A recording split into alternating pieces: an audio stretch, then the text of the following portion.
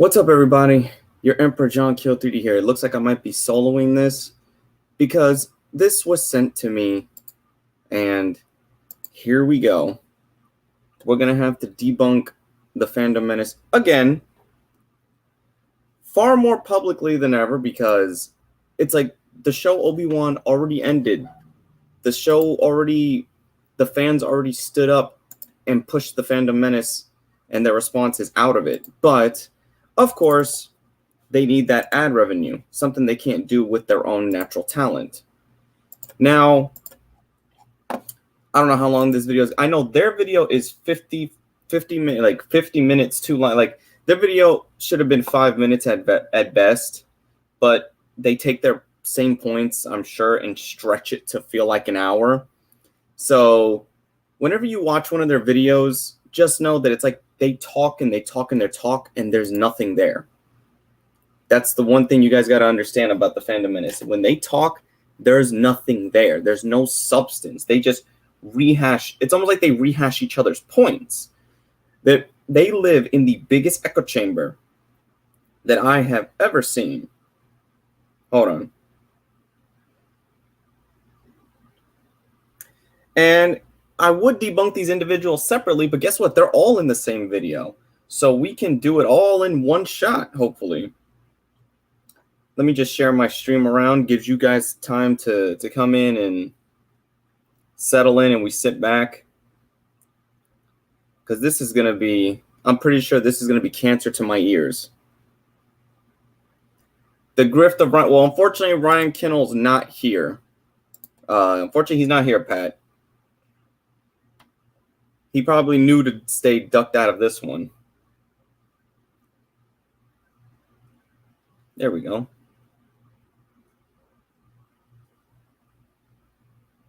I'm almost done sharing this around. Then it gives everybody time to come in and settle in, and then we just start watching this bullshit unfold. Because I already know this bullshit's going to unfold, be a big unfolding. Nothing much, just letting everybody settle in before I get started.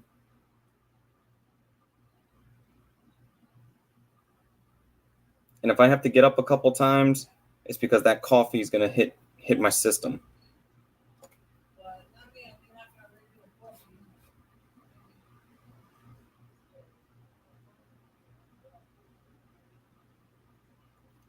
Yeah, give me one moment.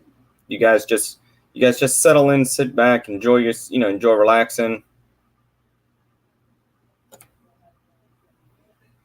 Gives me a chance to share the stream around.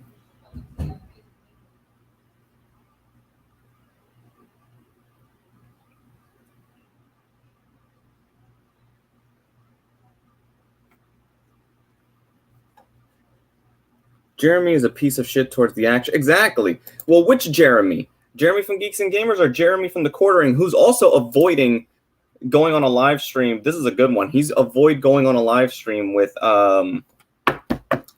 Review Tech USA with Rich. And it's insane. All right. I shared it to all sources, all the normal sources, anyway. Now, let's see what this entails. This video, though, comes from, this will be fun to watch the other perspective. This will be fun to watch from the other perspective first. Jeremy from Geeks and Gamers. Yeah, we know Jeremy from Geeks and Gamers is a piece of shit. Ain't nothing new. Let's see. So this video comes from It'sAGundamn. And now, I used to watch It'sAGundamn, like, a lot. He's a funny guy. But ever since he transitioned into the Fandom Menace, it's like when you transition into the Fandom Menace, your credibility and reputation just sinks into the fucking toilet. And I feel bad because the man used to do real good work. The man used to bash on J-Tech. Like, his funniest videos is him exposing J-Tech for sexually assaulting, or not sexually assaulting, but sexting gamer girls that didn't want it and exposing him. Those are like some of the funniest things that It'sAGundamn can do. But when you join the Fandom Menace, you just basically are like signing your own surrender button or your own button of just your credible button. So we're all going to sit back I'm gonna pop open my barbecue pork rinds and pray to God I don't, what's it called? That I don't have an aneurysm or bleed out my anus before this is over.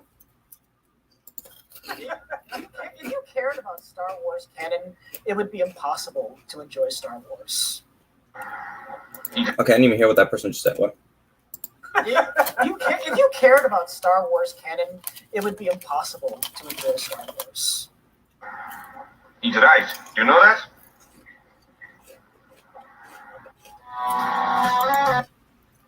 First of all, I'm only a few minutes in and 13 seconds in, and that didn't even make sense. Another day, another retcon, another rehash, another reboot, reimagining, another franchise dies. Well, the other franchises I could care less about. If you care about Star Wars canon, it would be impossible. See, the problem is, they say that, oh, the newer stuff contradicts, but you know what they leave out? They always leave out the books and the comics, which are supposed to fill everything out as a large universe.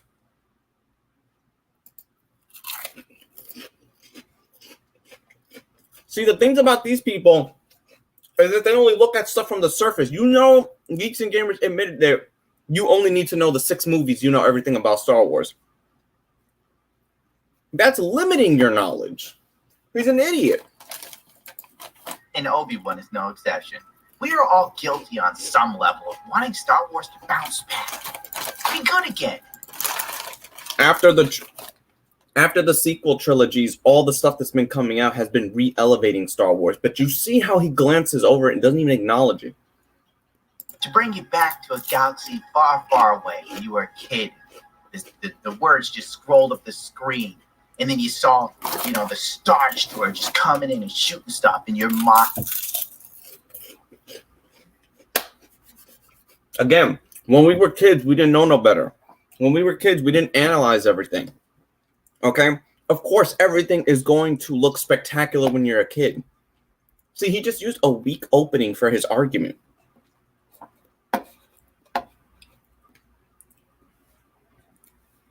Well, think about it. Marvel does that. It's like you use Marvel comments as reference material. I'm not saying it's a faithful adaptation. Like with Star Wars, everything's interconnected. Where with Marvel, you can look at the comics as their own universe, the movies in their own universe. But there are a lot of in-between sections in Star Wars that need to be filled out with media. And that is what makes it grow and expand. So it's like the stuff they're asking for is Star Wars to regress and not expand. Mine was absolutely blown. Now I see that scrolling screen and I want to take a cyanide capsule. Oh, there's a man standing on the bridge. What? Yes, he looks like, look at that. His name is Gundam. No, we don't know his name. He looks like he's making this guy. That is badass. And you know what's funny? They continue to say that Kathleen's in charge. Yes, she might be the president, but you do realize there's been videos proving that the CEOs, or at least the CEOs of Disney, only have her as a presidential mouthpiece when Jon Favreau and the other creative teams are the ones in charge of Star Wars and what goes forward with it. So you see, it's controlling the narrative with these people.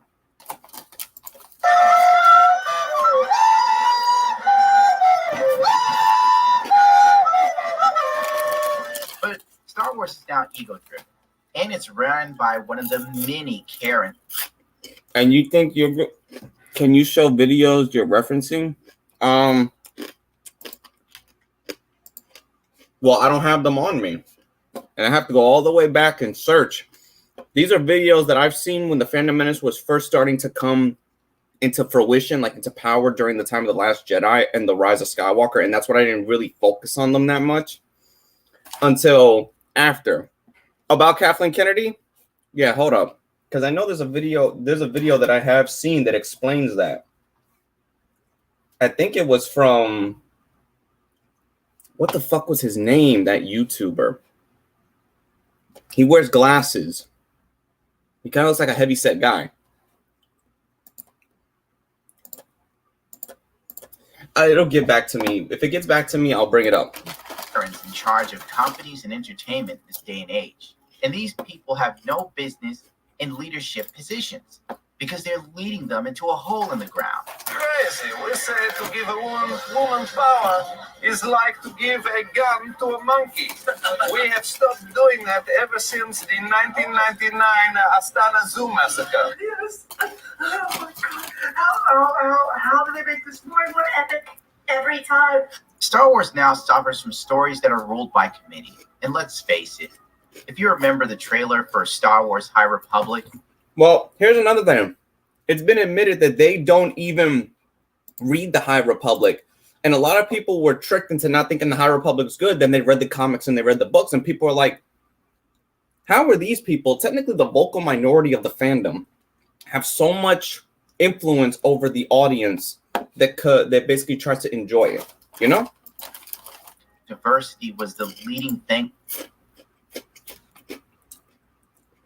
Okay, it might be there on the board, but Star Wars was always diverse from the original trilogy. Again, you see he ignores this.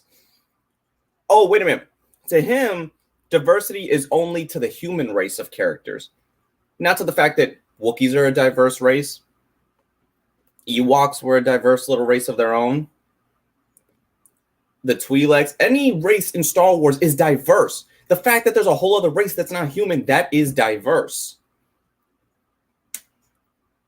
Da-da-da-da. Thing on their idea board next to dinosaurs.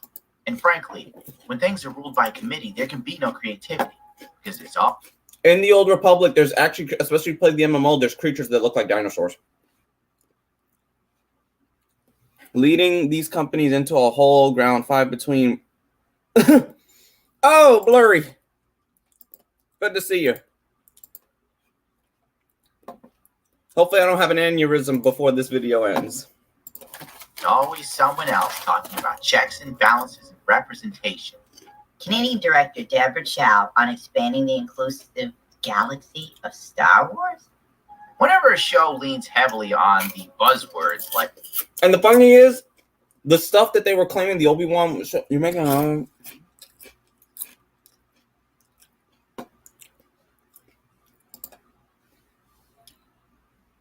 it's the way it's presented. It's like when you watch videos, right? If you watch one of these kids' videos and you watch, like, say, their comment section or how they talk. I've sat through one of their live streams. They just rehash each other's points. And you have other channels like, yeah, you even have the Star Wars channels that you would think would join the Fandom Menace, but they're like, dudes, just chill out.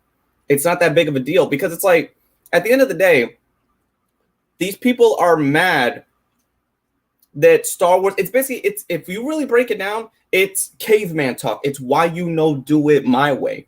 Because that's the problem with all fandoms. If you don't do a certain way for a certain spectrum, I'm referring to most of the audience is just trying to enjoy it. How do you know?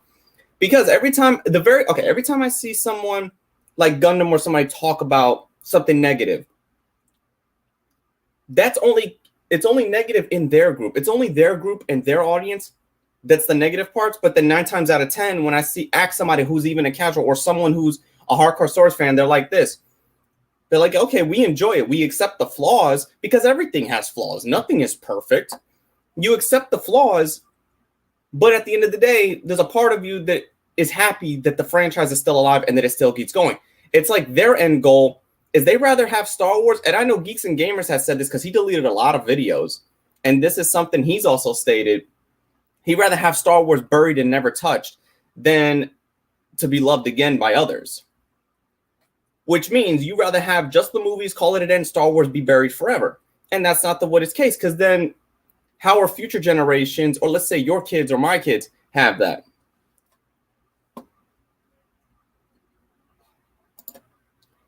No, I agree with you, Storm the Gate, on that. The movies, the sequel trilogy movies are inferior to what's funny is their book counterparts. Because while I was away for 6 months, I reread the book counterparts, and the book counterparts are superior to the film, which is, again, yeah, that's a bad thing that they did. They should have included what they did in the books, because always when you write a book that's a tie-in to a film, or that's like a novelization of the film, you put in everything that the script doesn't have, or that the movie, and I think they believe in this because But you see how after the sequel trilogy, that's slowly starting to die down. It's really not what they're saying it is. Like, there's really been no push. Like, here's the thing. We love Jedi Fallen Order, right? For example, Jedi Fallen Order was also leaning heavy to having female Inquisitors as the villains, and then you had a lead female Jedi or ex-Jedi helping you. You didn't see them coming out of the woodwork saying, oh, look at this black female Jedi or this Indian-looking Inquisitor. You know, they didn't do that.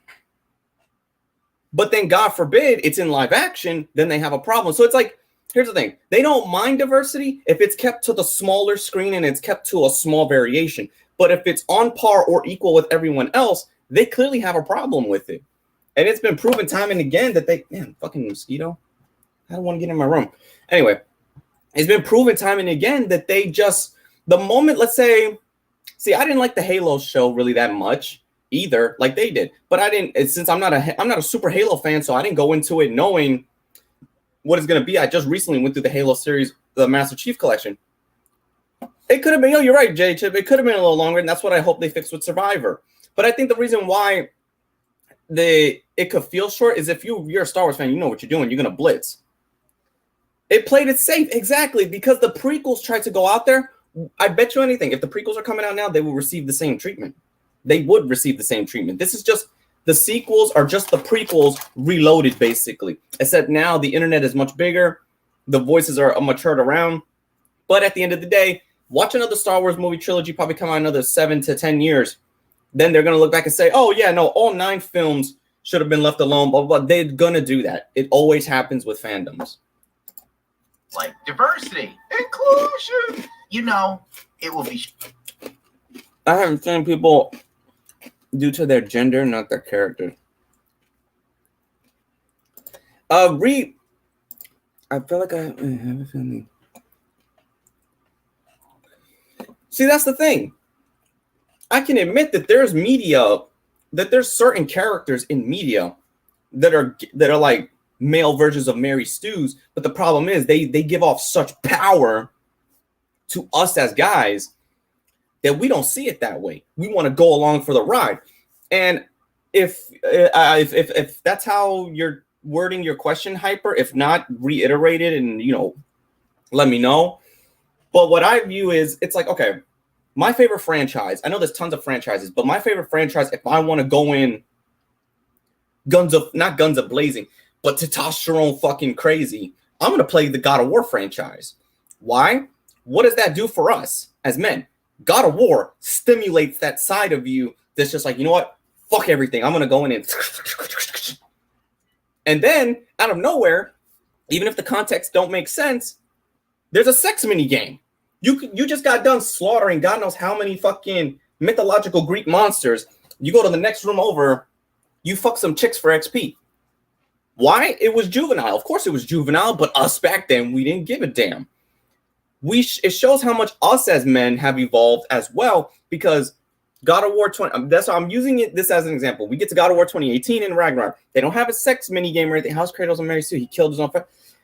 No, I didn't say he was a Mary Sue, but I'm talking about in terms of we believe in his power. He gives us as male an extreme variation of power.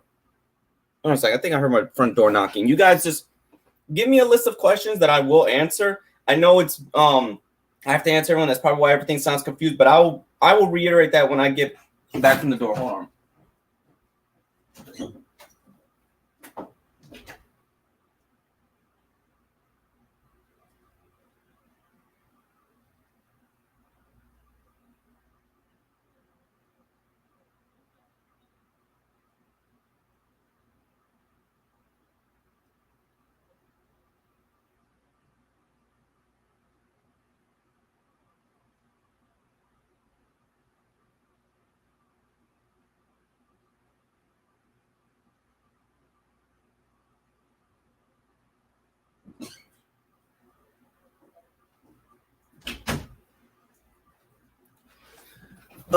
False alarm. Hold on.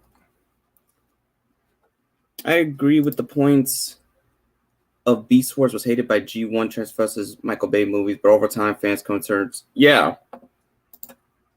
I don't mind a female led, but it seemed like Finn was going to be. Yeah, it was, and it was going to be. Of course, I agree. See, the sequel trilogy, you don't catch me defending all of it. Only some of the ideas which could have worked, but both are. Listen, I don't think that.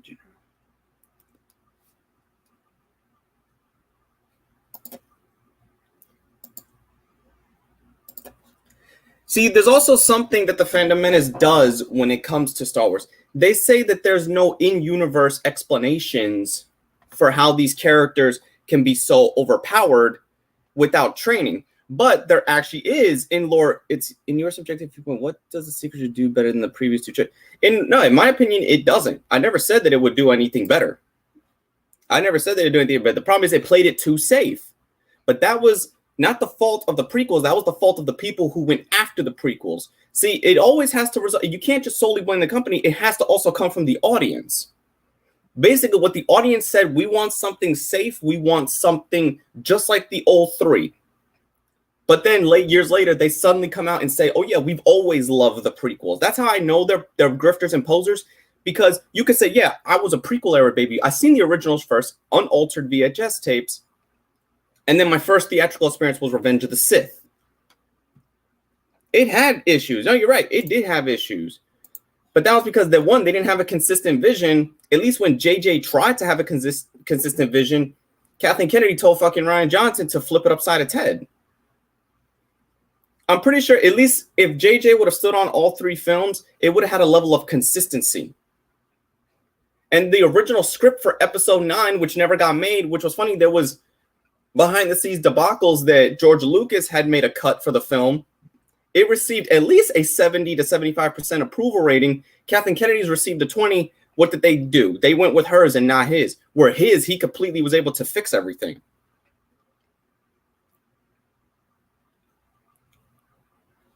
Oh, JH, it doesn't. Oh, they don't do anything better. That's not the problem. They don't. They don't do anything better than the originals or the prequels. They're just like right there. In fact, the original trilogy will always be in high regard. The prequels and the sequels are really just right here. It's revenge, in my opinion, it's Revenge of the Sith that throws the prequels right on top of the sequels. But episode 7, 8, and 9 are the equivalency of Phantom Menace and Attack of the Clones. Oh, but anyway, oh, Jesus Christ. Here goes his Moses picture. We shit.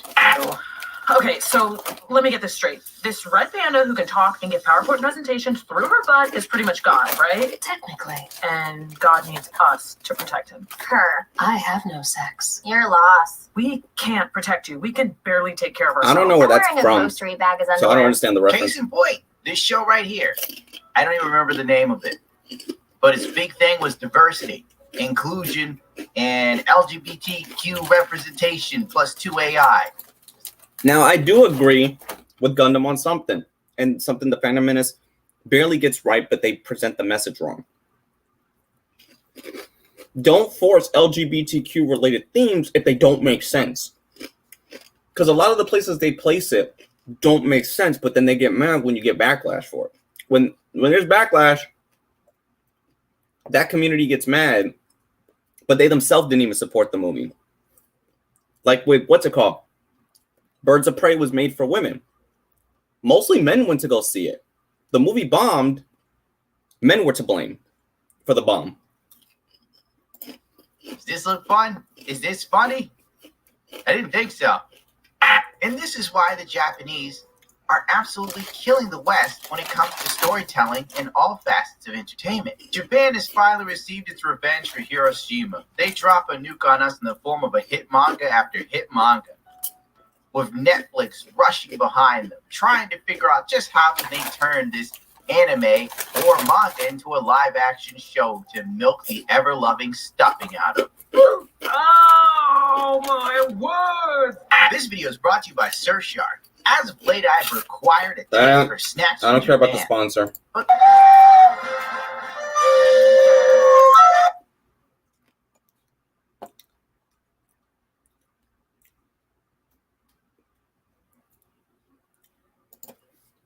See, that's the thing, yeah. And here's the funny part. I'm gonna tell you this. Let me wrap this up. Right here. I got 2 family members One's a woman, you know, two family member cousins. One's a woman, one's a guy. They're both part of the LGBT community. You know what they always say? It being represented in the media is retarded. Let that sink in. Two gay people said that this is retarded. Why? Male Ferguson has feelings for another Ferguson. No one.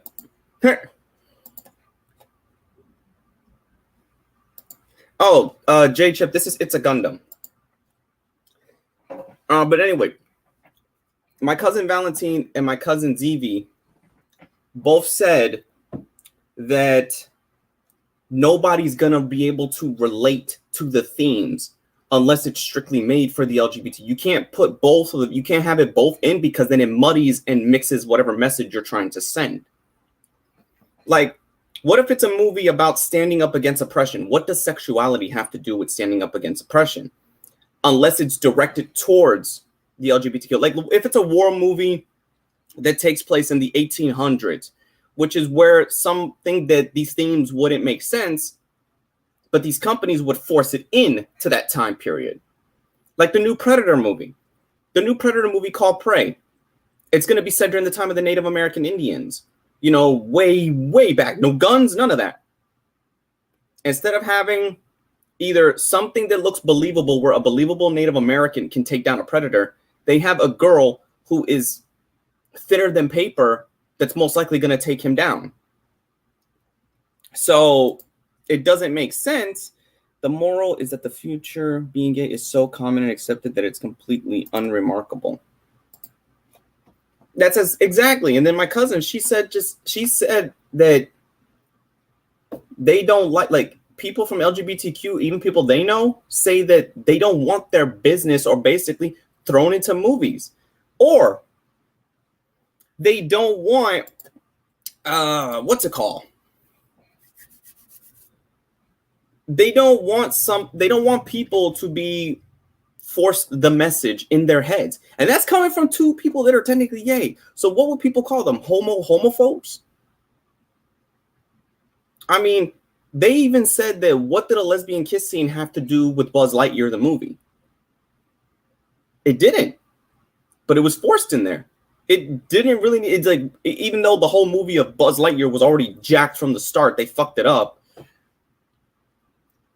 You know what's funny? Recently, somebody tried to say that a representative of LGBTQ, it was something I was reading on Twitter, that they tried to go to Akira Toriyama to introduce the first gay Saiyan. He turned it down and said, no, I'm not destroying my story for representation.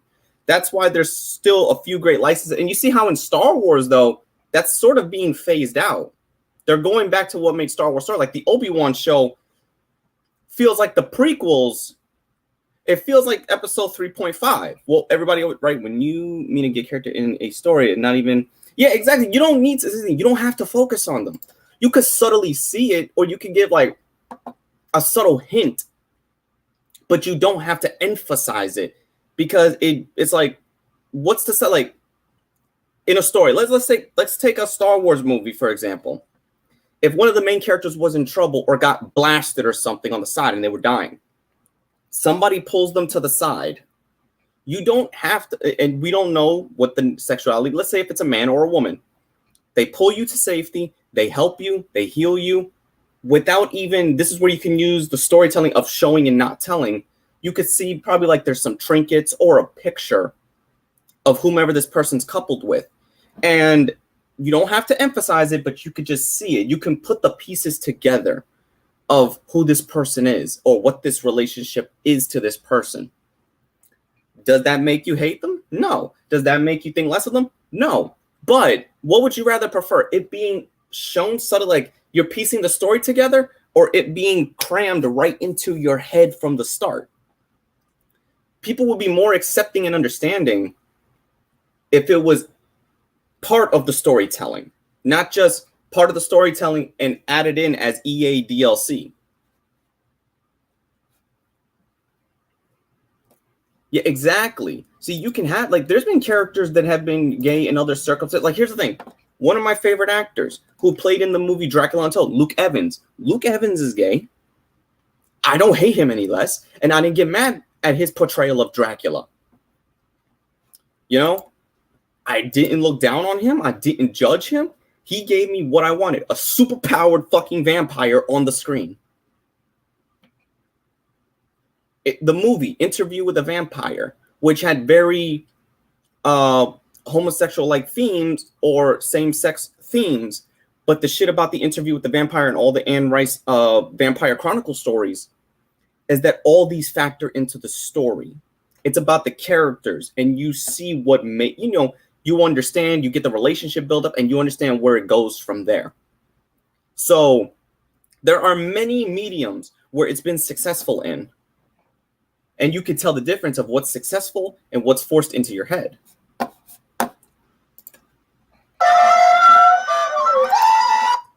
I take it he's going to make fun of Hayden Christensen, which is the biggest insult you could do to the Star Wars fandom, because the majority, if not 75% of the Star Wars fandom, loves Hayden Christensen. So he's already in the minority on this one.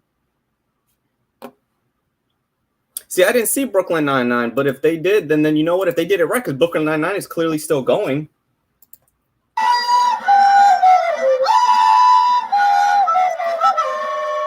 And your character as well. So when you kind of rocketed into this role a while ago, did you have any inclination that 20 plus years later you'd be still playing the baddest man machine in the galaxy? No, not really.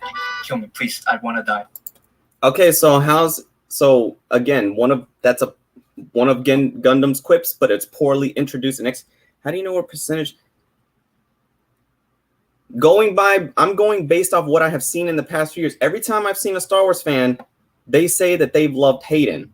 The only people that don't like Hayden are clearly members of the Fandom Menace. When I've seen their videos, they always say something about Hayden, and it's only in their group, in their existing echo chamber. But even somebody who's not even a big Star Wars fan says that I like the guy that played Hayden, Darth Vader or Anakin Skywalker. We can't judge him for the time because we all know George Lucas doesn't anecdotes. Yeah, it's easy to tell who's who or who's support, how it is. Because let's be real, if you, for example, Stormgates, if you go to see any of their videos or any of their live streams, it's so bad that even their thumbnails are copy and pasted from each other. All these guys do, it's like you don't see nothing new from them.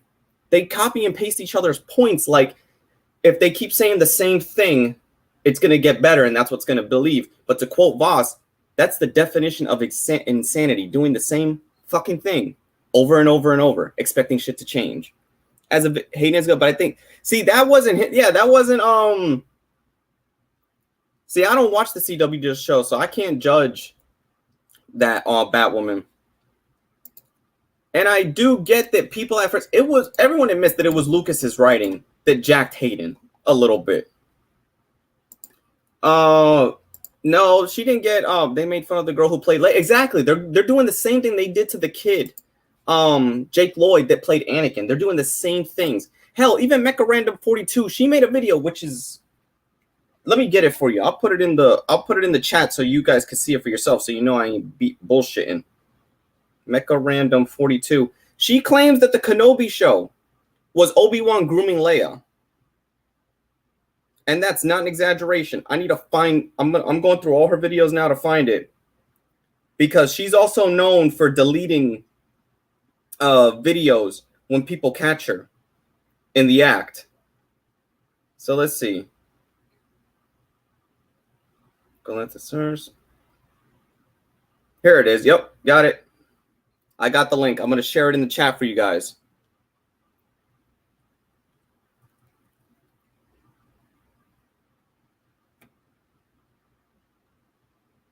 Let me share this link. Okay, copy.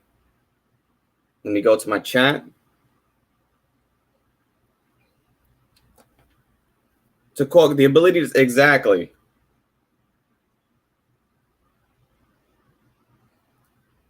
Somebody remove that choke my dong person.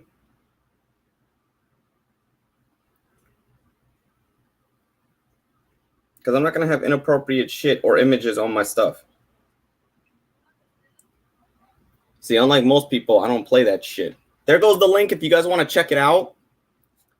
That's from Mecha Random 42, where she claims the Obi-Wan show was to groom Princess Leia. I can't make that up.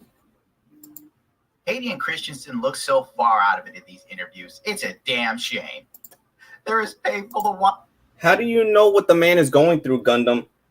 He's always been like that. In any video or 80, Hayden is basically considered to most people the most down-to-earth, humble person. Like, even the star stuff, he's still, in a way, since he wasn't really a super huge star, he went to live a normal life. You don't get used to the stardom when you live a normal life. The man apparently is a farmer. The dude is apparently a farmer, so of course if he comes back 20 years later, how's he supposed to act? He's just, he has to get back into it. Seriously. Watches it must have been for him to be in. When we finished doing the prequels, that was kind of it. And this has all sort of come as quite the surprise. But one I'm so grateful for. And damn, Gundam can't even render his videos correctly anymore. The fucking little thing usually would be clear, but it's been chopping. For somebody who, I guess that's what happens when you join the Fandom Menace. Your quality dips. It's really been because you got to mass produce videos. This is what it looks like when a man's soul dies. What? Again, if you look back at videos or the behind the scenes and the Revenge of the Sith DVDs or Attack of the Clones, he's always been like this. That's Hayden. He's very laxed. He's very reserved. He's very down to earth. He's more human than any celebrity. Hayden Christopher to Uncle. Oh, yeah. He's basically the closest thing you have to a relatable celebrity. Because instead of taking his riches or anything like that, the man opened up the farm, by my understanding. The dude lived off the grid as a farmer, raised his kids, and he married the girl from the movie that he starred in. I believe it was Jumper. He married the lead the actress that was co-starred with him in that film. 1 minute, you're a big Hollywood star. You just got 2 huge Star Wars films in the bag. The phone's ringing off the hook. The agent says, Hayden, people can't get enough of you, baby. See how he likes to misinterpret the whole thing? The Fandom Menace are lazy that either people pay for it. Exactly. Your movie Jumper hits the box office and then takes a nosedive.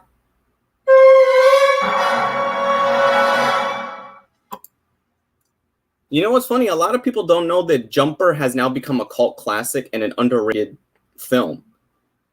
For being a unique IP. Before you know it, you're getting clowned on in Clerks 2. You know what? Maybe we should start calling your friend Padme because he loves Anakin Skywalker so much, right? Danger, danger. My name is Anakin. My acting is ruining Saga. Yeah, you're crazy, Jar Jar. Nobody's. I wish. Here's the thing. There was more structure in that joke than probably all of Gundam's videos.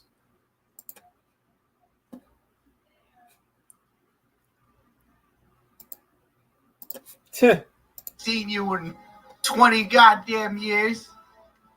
And finally the phone rings and you're like, oh, thank God, my agent's got me some work.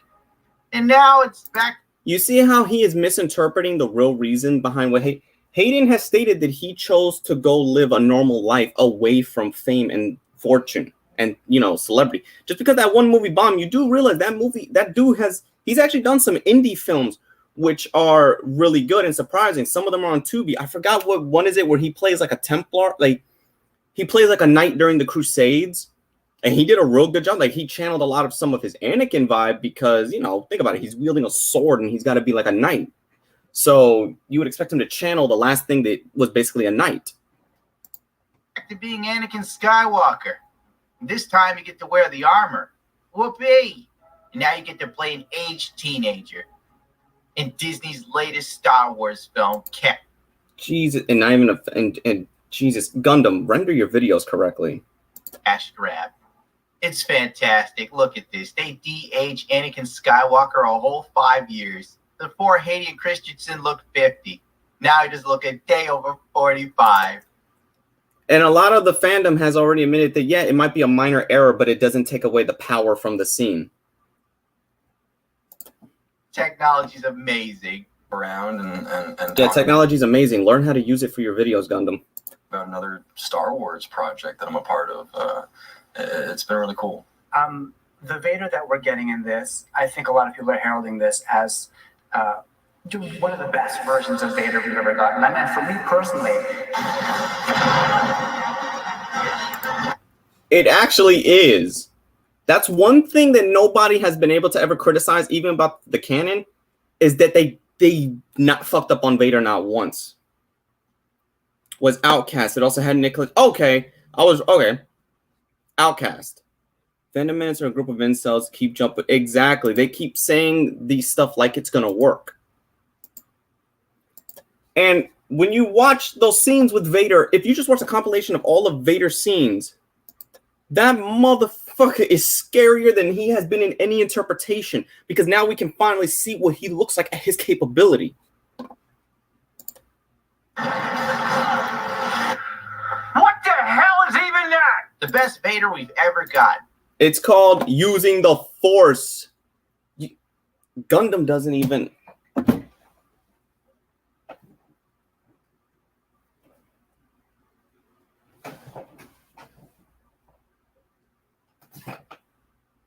I'm trying to look for sense. Hello? Common sense? Hello? Are you there? Nope. Gundam doesn't fucking have it. The best Vader... Yeah, if you like the dollar store brand Darth Vader that comes with a green lightsaber, let's list off a few problems with the Vader suit. I would love to see this, because I'm pretty sure it's going to be the most easily debunkable thing I can do. Because I haven't already done that to death. it's over. We are screwed. I've already gone over the fact the suit is a mashup of 4 different versions of Darth Vader. Well, let me correct him. Vader has constant reconstructions to his suit because of all the battles he gets into with surviving Jedi. Every time his suit gets damaged, he continues to construct it more and more to a form that is more capable. Vader also changes out his mechanical parts. They might be slow, but you notice how certain parts affect his speed. Palpatine started to give him weaker parts when he failed in certain missions. That's why when we get to the original trilogy, he's very slow in compared to where he is now. I just debunked his whole point right there. Very quickly. Vader. I decided to throw in some Revenge of the Sith there too. But we're not going to go over the minute details because you're probably... The problem is, you have to go over the minute details. If you're not, you're being disingenuous.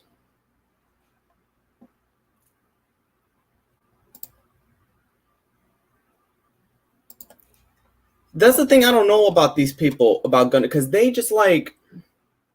We all witnessed it. If you take Kenobi's Vader, along with all Vader scenes we've seen throughout anything, the only thing that could come close is Star Wars Rebels Darth Vader, which I'm pretty sure this is close to that one. You can only do so much back in those days, Gundam. Can you hear me? You know what these people want? They want Force Unleashed in every Star Wars movie. They just want a Star Wars The Force Unleashed based thing. And guess what? You technically got it because Vader ripped the fucking thing out of the sky. But you now, they kept the Revenge of the Sith connection notches for the mask to the lower half of the mask. But then they made it a 2-piece setup rather than the usual canon movie 3-piece setup. That was when he was first put into the suit, Gundam. It's a different variation of his helmet. How many times I gotta say? His outfit, when would get damaged, he would change it. Do you know how many times that motherfucker's had his mask cracked off?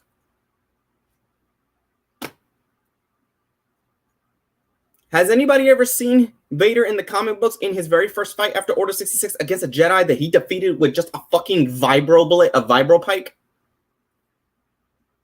Do you know how fucked up Vader was after that fight?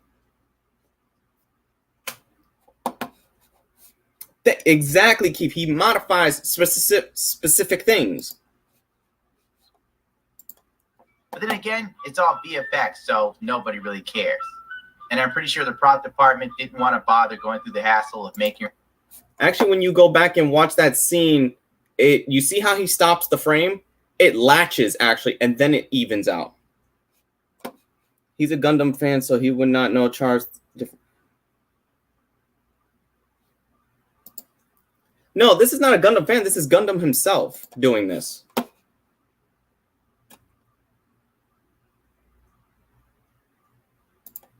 Here, a Vader revealed helmet, which actually would have been really cool if they did that. Imagine like if Obi-Wan knocked off the dome or like cut off more of it, and you could see like the extra components that connect to the top. You see how he wants stuff that's outside of what's connected to the story? What about when Ahsoka only wiped off part of Vader's mask? What about that? You didn't hear Gundam complaining that, oh, why didn't we see more? You only need to see part of his face to understand what's going on in there. And Vader's mask was hollow. There's nothing that connects to his head. He has space in there. A lot of people don't understand that. I have a fucking Vader helmet over there, and I could tell you. Hold up.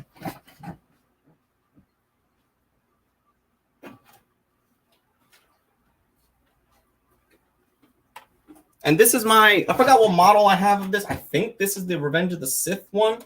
Yes, the Revenge of the Sith one. There goes the fucking dome. All right. When you look at Vader's helmet, yeah, let me move these to the side. There we go.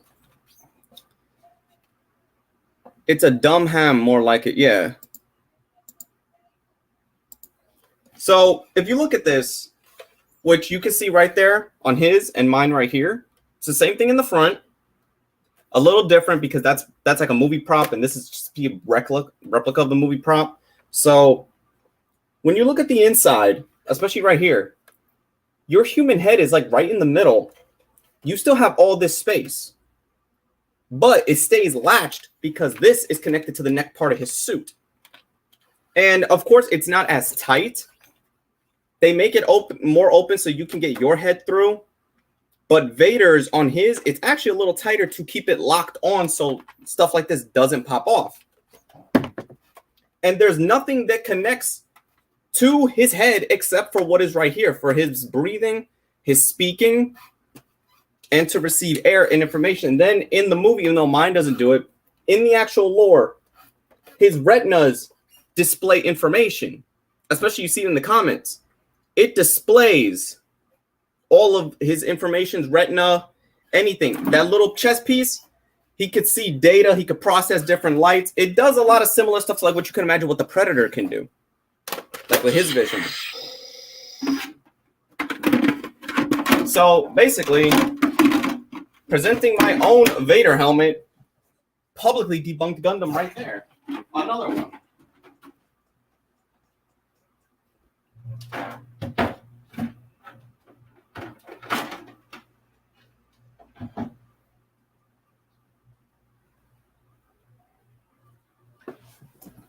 All right. A hood, yeah. Or inside, yeah, it shows a heads-up display in his eyes. Vader has heads-up displays in his eyes. Whatever. 2, it's not even James Earl Jones voicing Vader. It's an AI voice generated. Okay, even if it's not James Earl Jones, you still have to credit James Earl Jones because they have to replicate his voice. And it did do a bad job. You see, he's taking stuff that's actually been deemed positive and that people were surprised at, and he's making it into a negative. You see how he has to stretch. Wait, what did I just do? Oh, my Christ in heaven. Hold up. Taking the stage on karaoke night takes confidence. I clicked the wrong thing and it sent me to another video of his. Where is it?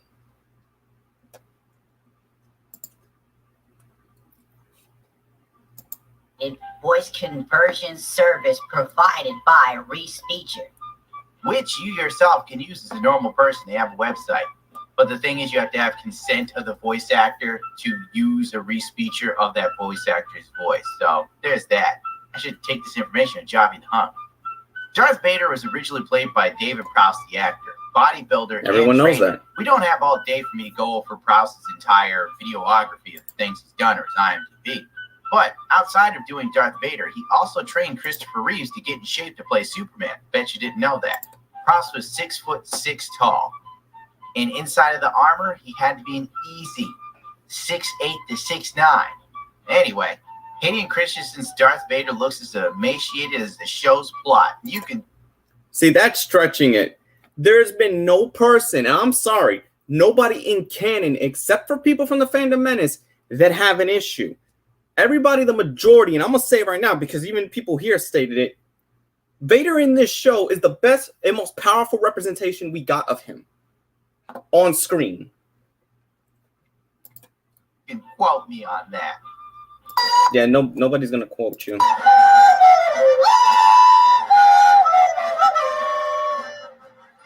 Wait, let me see how many parts are in this. Oh my god, he's gonna go through every episode, and I am betting he is going to misinterpret everything.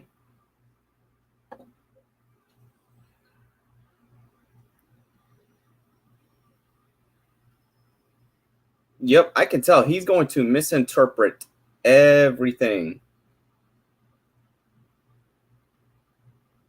I think the reason Gundam thinks he knows so much is because just because you have Star Wars collectible items, that doesn't mean you can know shit.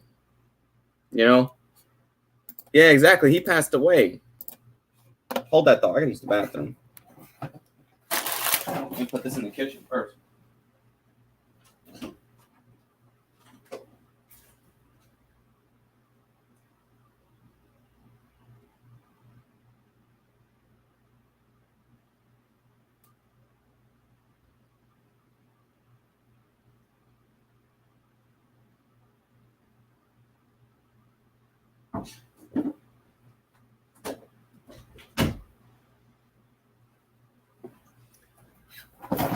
Great. Somebody's taking a fucking shower. Gundam is a hipster. Yeah, practically. The first episode of Kenobi is a classic deconstruction of a once great male figure in the lore of a modern hot take. The thing all modern shows based on established IPs have in common is this. In order to make their characters look good, the old ones must be brought low. And again, he knows nothing of storytelling. So let me tell you, let me deconstruct the whole argument. I think I don't even have to watch the rest of this to get where he's going to go. But what he's going to do, and I can predict this, he's going to basically say, why is Obi-Wan not... His points are inconsistent and has a lot of exactly, because you know what he wants? He wants episode 3 Obi-Wan to still be running around with a lightsaber, even though that's a fucking death sentence on his back. Because it makes me wonder, does Gundam think he's the kind of Jedi that could destroy the whole fucking empire? If not, that is some fucking head-spinning fandom for his fan logic for his ass. This just shows he doesn't read none of the material. He doesn't go in depth. He only has surface knowledge of the films and the toys he collects. That's it. And my God, Obi-Wan is low. It's like... He was low in the EU. You're supposed to fucking hide. Gundam. I'm sorry, Gundam. You're retarded. You're just retarded. You have fallen from fucking grace. Oh, shit. Oh, yeah. What time is it? Is it Sunday? It's 1 o'clock, Keo. Damn. I almost have passed out. Okay. Gundam's video is a living contradiction. What the fuck? You made an hour video in different sections. On every episode, but here's the problem. Nothing has add up. Everything has a contradiction, and he's using the same. He's already starting the generic argument saying Obi-Wan is at his worst, and a great Jedi Master shouldn't be this way. I'm like, hold on, wait a minute. The Phantom Pain? Since when did this become Metal Gear? See, he doesn't even know how to use his terminologies. Okay, what's next? Sons of Liberty, Snake Eater, the Guns of the Patriots. Let's say, look, he goes through each episode. Episode 1, the Phantom Main. Episode 2, the fans are bigots, which that was already debunked. Sandgate at the Critical Drinker, lifting ideas from past Star Wars shows, Star Wars Twitter is a cult, episode 5, The Elder Millennial, and where's episode 6? I bet you think he didn't. Episode 6, I'm glad it's over. But the thing is, these guys shouldn't. Oh wait, really that's like it's over. It sounds like that's a song. What's one of the other episodes? Man, is this blatant plagiarism that I'm looking at? Okay, we have It's Over, Phantom Pain. He has PTSD and massive guilt because that's what it should have been. But that's what they walked away after you just cut the arms and limbs off your best person that you saw as your brother and left him to die. And you don't know if he died or not. I'm only basically close to 10 minutes on his video, and this stream is already an hour. That just shows you how bad it is. Well, we all know Gundam, the VTuber, is, well, Gundam. You know what? Since I did these first 2 parts, I'm going to let you sit through episode 1, or not episode 1, but I'm going to let you hear what he says, and I'm going to let you. Because, by the way, did you hear your daddy Elon didn't get Twitter? I know that. I heard about it. Twitter blocked him. They actually blocked him as well? They kicked off his account. They trumped his ass. Damn. Yep. And they're trying to lawsuit him to force him to buy it anyway. But I'm like, why would you force him to buy it if then he's just going to reinstate himself and do the stuff he wanted to do? I could talk the economics about this entire situation of that buyout. Yeah, not yet. Days, that would destroy this entire stream. So, what is Gundam's argument already 10 minutes into this? So I know what I'm walking into. I don't want to derail everything. Basically, all of it was just, all these opening parts was just basically the same Fandom Menace talking points. He misinterpreted why Hayden left Hollywood. And he acts like Hayden needs to act like a megastar, where Hayden is one of the most down-to-earth celebrities. Even in interviews, Hayden's always very reserved when he speaks, and he looks laxed and, like it's new to him because he stepped out of the game for 20 years. He only did maybe indie movies that I could have sworn Hayden went to go live a mundane life. He did. He lived to be a farmer. He married the girl that he starred with. If I remember, I don't know if they're still married, but I remember he was married to the chick that he starred with in the movie Jumper. Yeah, he went and did mundane things. He stepped out of the Hollywood light and just. But that's what Gundam was chastising him for doing that. Why? It's Gundam. None of his arguments make sense. I mean, to everyone, I honestly wouldn't, if I got enough money like that, as long as you didn't become a billionaire, buy yourself a farm and go do yourself mundane stuff away from the drama of Hollywood and the tabloids. Because Hayden stayed out of the tabloids forever. Yeah, he did. I mean, not once did I ever see him in a tabloid. Gundam tried to explain Vader's mask, and I used my copy of the mask to debunk him on that. He tried to say, contradictions, all the suits have something different. I'm like, every time Vader got into a fight and his suit got damaged, he tweaked it. Every time he tweaked it. Because he did was keep the helm the same, but make it more shinier and sleeker. But he always changed the lower suit to be like either thinner for speed, bulkier for berserker, or whatever. You know what I mean? It was always something to do with like size. And exactly, it's like they expect It's like, okay, what he expects Obi-Wan to do is be, and what the way it sounded earlier in these previous parts, he wants Obi-Wan to be Star Killer. Didn't people hate Star Killer, even though George Lucas acknowledged Star Killer as part of forming the rebellion at one point? That's the thing. They want flash over substance. And then they feel that their form of flash is substance, but substance is not. Like the substance, it's Neanderthaling. Why do Star Wars my way? Like when he said that one thing about Vader. Yes, I did this. You're about to see. I went like this. Oh God, I'm so glad I don't have a webcam because I right now probably would be going my head against a keyboard. Well, I hope it. Well, at least I don't. let me hit this button because I know. Look, we still have 40 minutes of suffering. The phantom pain. Is it because you bring phantom pain to people that are watching this? And he's also, look, I can already hear it now. He's about to say, so that messes with your mind watching the kids whose father saw. Exactly. You can't be, you don't expect to be, and I used Fallen Order as an example. I didn't see the Fandom Menace bitch when they had a heavy emphasis. You had a black ex-female Jedi basically instruct you throughout the game and guide you and tell you sort of what to do. Then you had an Indian female Inquisitor. But God forbid, those ethnicities hit live action, that's when it's a problem. So it's like, they don't mind ethnicity and diversity as long as it's on a small, low-tier scale and not on an equal large scale. And that's sad because Gundam's not even a white guy. So basically, he wants to downplay his own people. Which in turn is almost racist. So let me hit this button. It's a contradiction. It's a walking paradox. Yep. For Space Amazon. His character is now downtrodden and meek. Obi-Wan is a glorified hobo. Far from the space wizard the original Star Wars described him. Owen Lars still described him as a fucking hobo. Even Luke said he's a hermit. You mean old man Ben? He lives alone in a hermit.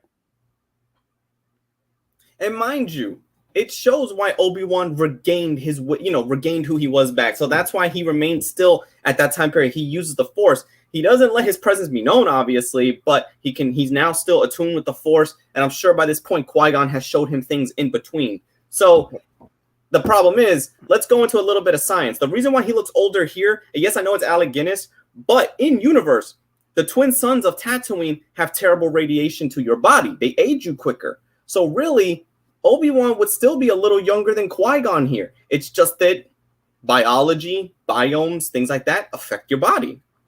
We're not going to get into the fact that it was actor costing in the 70s and filmmaking, which none of them acknowledge filmmaking.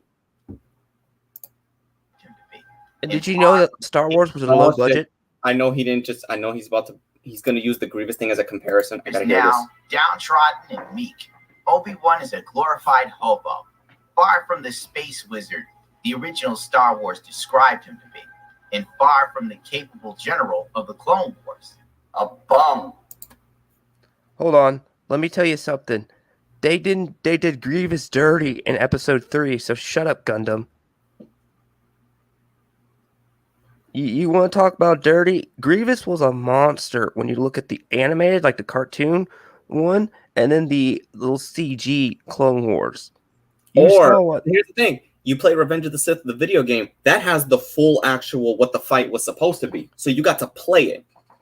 So regardless, if we want to talk about people done in dirty in episodes, them, let me see here. Grievous was done extra dirty. Mm-hmm. And I shared the video in the chat of they wanted proof did Mecha Random what she said about the show, and I showed it that it's her saying that this show was meant to groom Leia. Yeah, that stupid bitch. Of course, remember last time I cut that part off? Mm-hmm. That's what he is. A bum. The third sister is Disney's diversity character. Nothing against most. All the Inquisitors are diverse, but you see how he's going to immediately have to say no offense, no offense, da-da-da-da-da. You know why? Can you let it play for a little bit longer? I'm trying to see the framing of his arguments. Oh my God. I'll take it back. Hold up. No. Just keep it going. The third sister is Disney's diversity character. Nothing against Moses Ingram. But my God, this role is a career killer.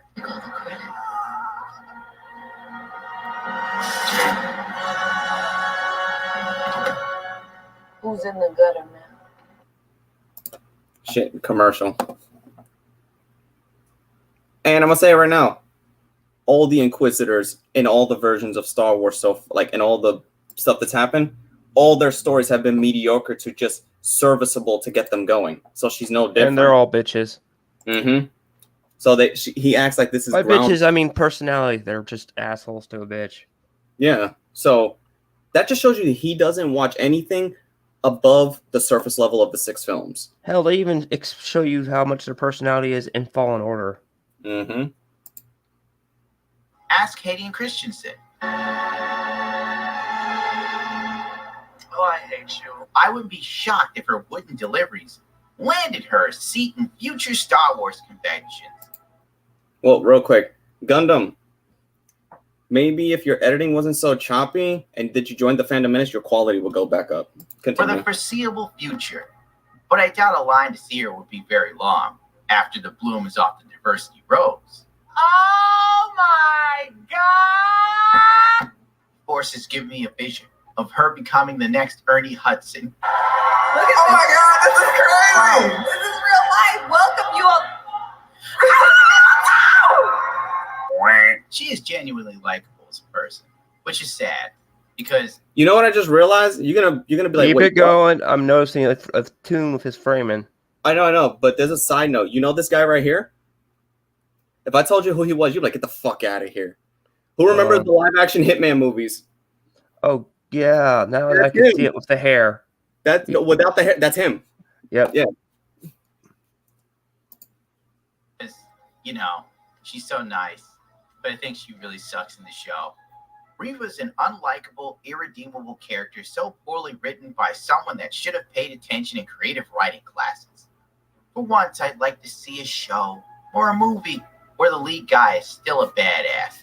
I guess that's why Top Gun has finally made it to $1 billion and doing very well.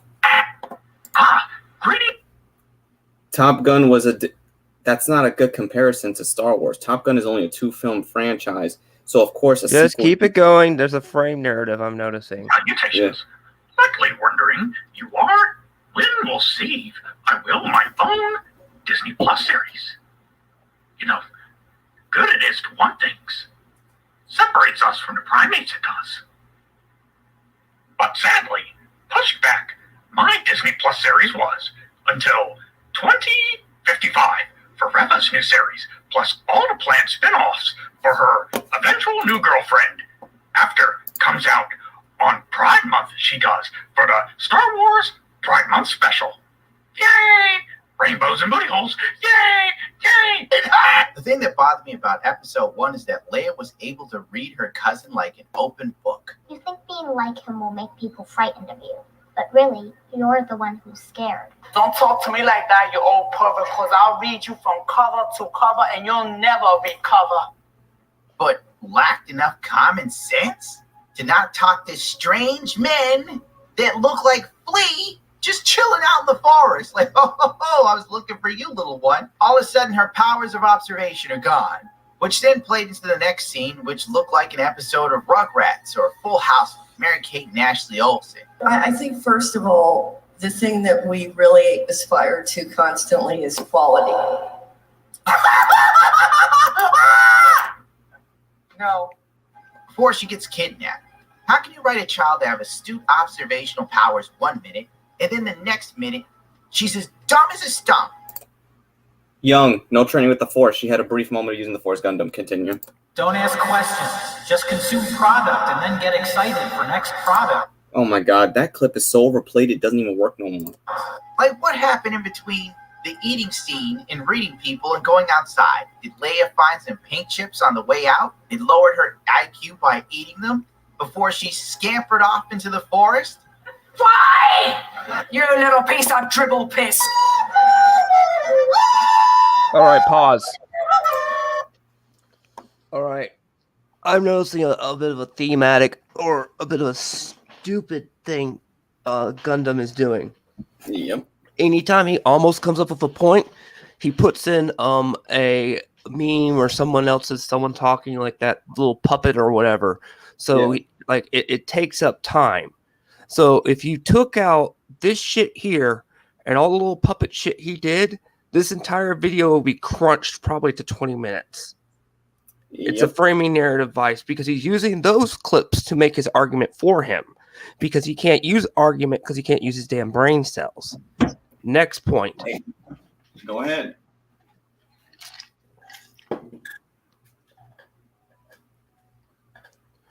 Next point. Kid Leia, let's just say you ran off the woods at your own damn property. plus we never saw Alderaan of blown the fuck up by Tarkin. Thank you, Tarkin, for you testing out on a peaceful Naboo-looking planet, blowing it up with a Death Star. So that was our first time seeing Alderaan. Plus, that's your property, okay? So a kid can run off into the woods if you know the woods. I didn't see her getting lost in the woods. You knew all the shortcuts because that's probably because she played in the woods all the damn time. I haven't seen the series. This is from observation of my part. Talk about that. The Space Wizard thing, we're going to come right back to that in a minute, but let's just get the Leia part out of the thing. For one, I saw you use Kathleen Kennedy. You left out the fact that a lot of your Phantom Menace buddies were at the Star Wars convention this year. Yeah, that's another thing you left out. You cherry-picked and left that argument out there, and I bet you were there, too. See, I don't know how you get to go in there and aren't barred. Maybe you could get in because you're a VTuber and you don't show your face, but people like Geeks and Gamers can automatically be barred. But they still get to go in, probably because they can wear a mask, they cover the face. Oh, whatever. You still have to know your ID and shit like that to a degree. Next argument. The sisters, you don't bring up the fact that, they were in Fallen Order or different ethnicities or, you know what I mean? And they're usually assholes. I said this at the beginning, yeah. They use lightsabers anyway. That was shown in Fallen Order. So, no argument there. Debunked you there.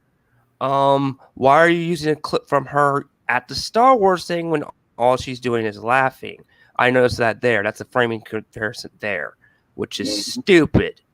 See, you're using clips to talk for you to make out of your mess. For example, I'm purposely asking this entire frame to be frozen. I wanted to watch the whole clip and then observe it, and then we talk over the complete thing.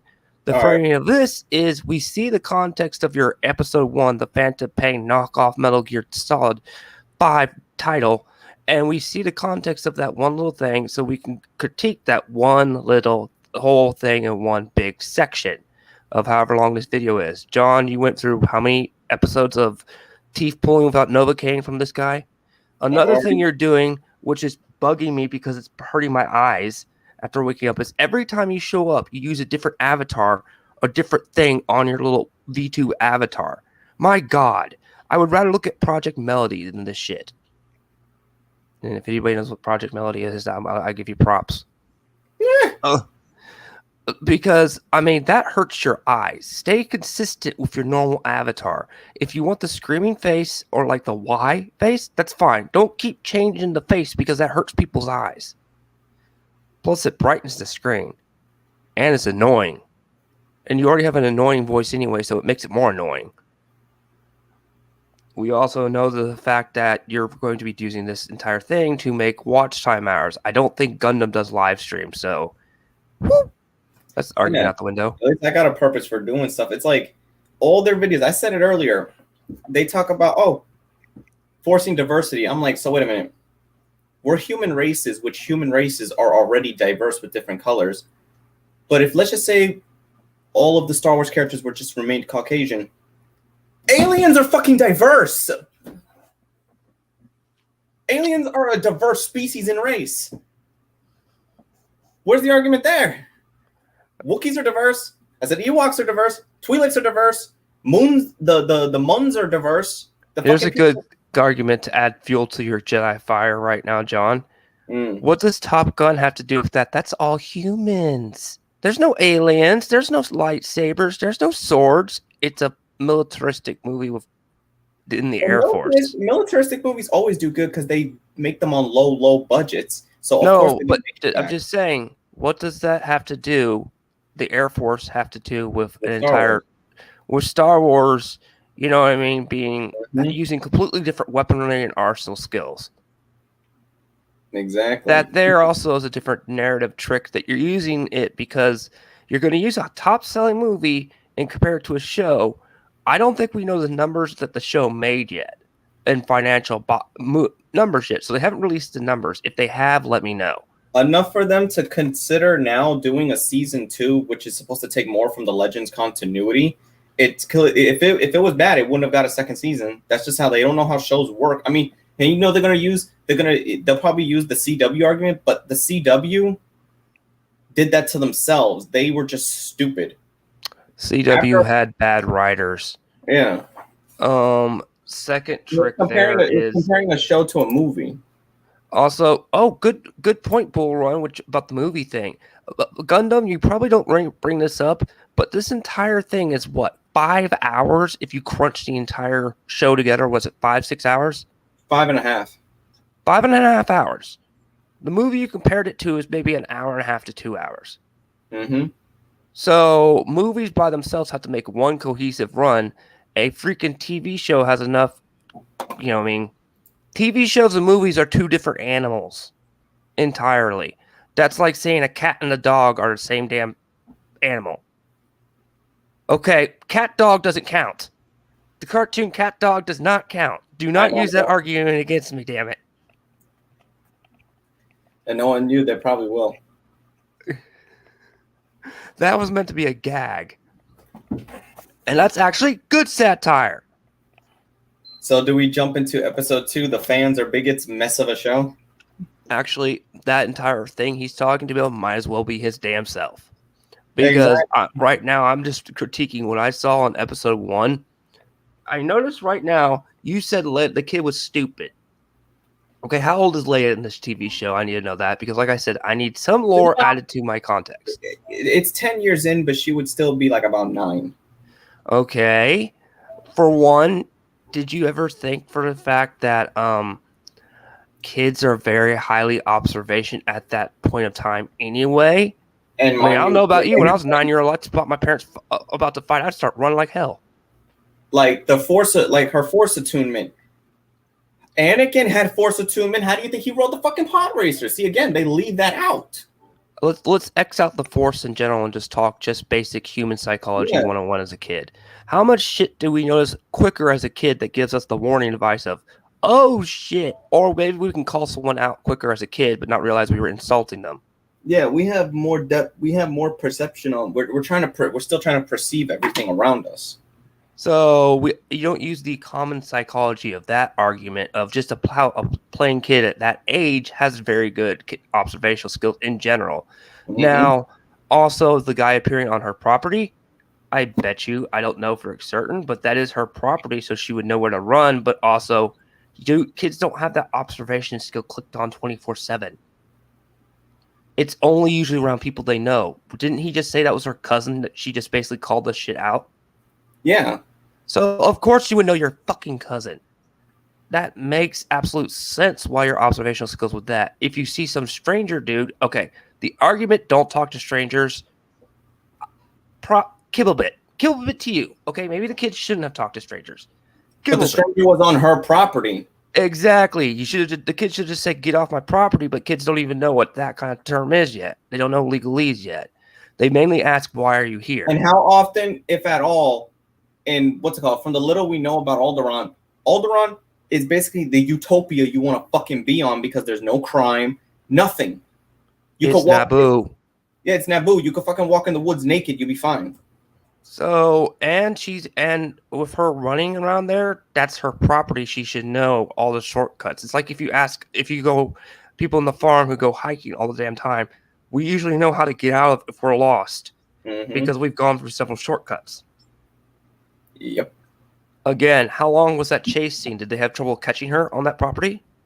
John? They did because she knew she also used the terrain. She went between logs and stuff like that, those large branch logs that you kind of have to you can't instantly jump over. If you hit it, it's going to knock a little bit of wind out of you. They had to surround her to catch her because she was using pathways. Exactly. She knows the woods and backwoods there. That's common logic sense. If it's your own damn wooded territory, kids in the woods, there's a reason why they can hide so damn well when you're trying to get them to eat their food. They're off into the woods. You're like, God damn it, I'm not going to be able to catch them for an hour. And her parents in the show, her adopted parents, knew where she would be at the woods because they know the wooded property. It's your own damn property. Of course you would know it. Jesus. But like I said, he leaves it out. They leave everything out. Anything that gets the question, they'll leave it out on purpose. And that's why I said play the whole thing too, because if you notice, I caught up on these, but every one of these questions was covered up because he would automatically play a clip of something else to stop you from thinking of that specific question. It's a framing narrative device to control the narrative of your goddamn argument.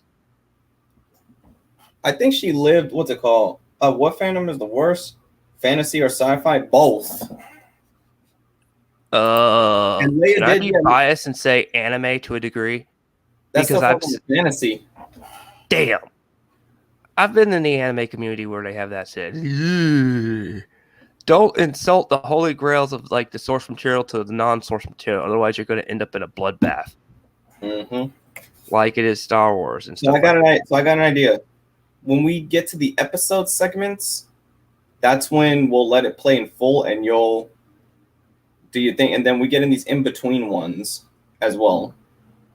The in-between ones we can easily cut, but let's see what he says, because episode 2, I bet you, because what I'm hearing from him is just the same thing that each of the Fandom Menaces who reviewed the episodes, they say the same, they talk and talk and talk, but there's nothing there. So we've already wait, I forgot to point out the Inquisitor. Did I already say anything about the Inquisitor? Yeah, I did. But the Inquisitor's, her being ruthless, that's just a normal damn thing. Okay. Hey, yo, you know how they said that we want dismemberment back? She dismembered somebody's hand, they got mad and bitched. Why? I didn't see hand dismemberment at all in the freaking sequels. That was a trope. You know that somebody opened their fucking mouth. Of course you're going to be made an example of. It was like an anime trope. In the first 6 Star Wars films, somebody lost a hand in some form or way. I mean, it's like Ichigo. He always goes for the fucking hands. Wait, wrong button. Shit, I meant to hit the other fucking. There we go.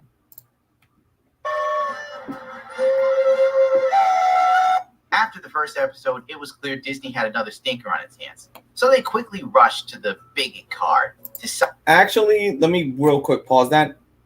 You and I have talked about this before. Companies are not supposed to let out, because that would unintentionally dox the people that are being racist. But there's been statistics that would put out that has happened. And plus, you're using Twitter, you dumbass Gundam. You should use actual articles. Again, framing. Yep. I wanted to see what those articles said. Yep. Silence any and all criticism. Disney's Twitter page is run by a progressive intern who suffers from Down syndrome. You can quote me on that. Saved message Sunday, 7:48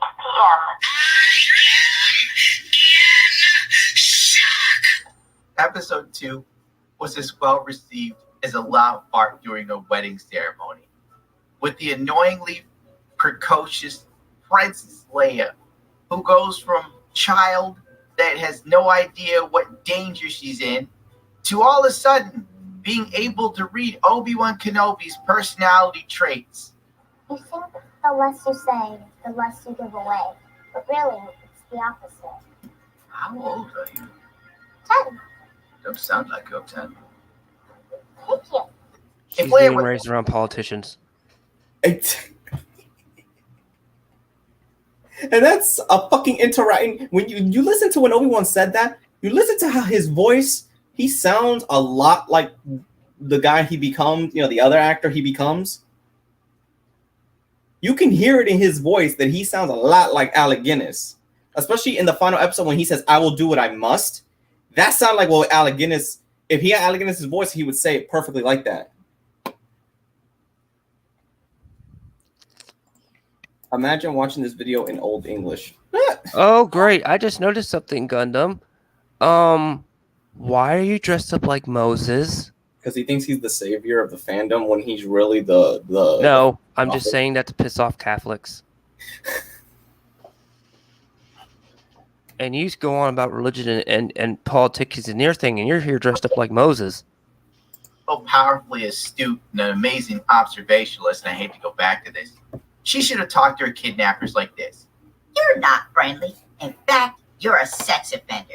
Here to kidnap me at the bidding of someone whom a ne'er-do-well such as yourself actually fears. Now away with you, before I give you the thrashing you so richly deserve. Reva, being a strong, capable woman of color, was more informed than her white supervisor. No, she was not. And mind you, she's actually... Keep it going. You're getting angry. Obi-Wan must have realized... It's just, me, stupidity just causes a fucking aneurysm to grow. Plus me. I'm getting aneurysm already. had Moses Ingram re-record a line. You would kidnap an Imperial Senator's child? We've done worse. You have no right. I found a link between him and Organa in the archives. What?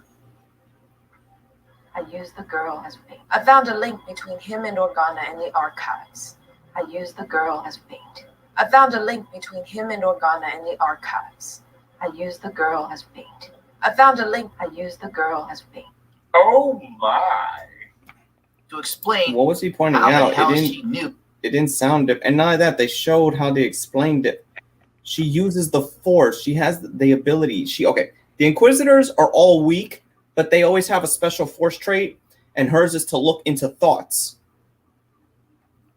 Problem I'll solved. point out the redubbing thing in a minute. Knew Obi-Wan and Leia were somehow connected, which still makes no damn sense. It was a total secret. Hidden. Safe. The children must be kept. We must take them somewhere where the Sith will not sense their presence. At the end of Revenge of the Sith, everyone, including Palpatine, thought Padme was dead with the children. That's why when she was being carted away, they made sure it looked like she was still pregnant. Like, hello, are we forgetting that was in the movie? And the answer is yes. Don't ask questions. Just consume product and then get excited for next products. But now there are records that somehow knew Obi-Wan was connected to Leia. Eat me.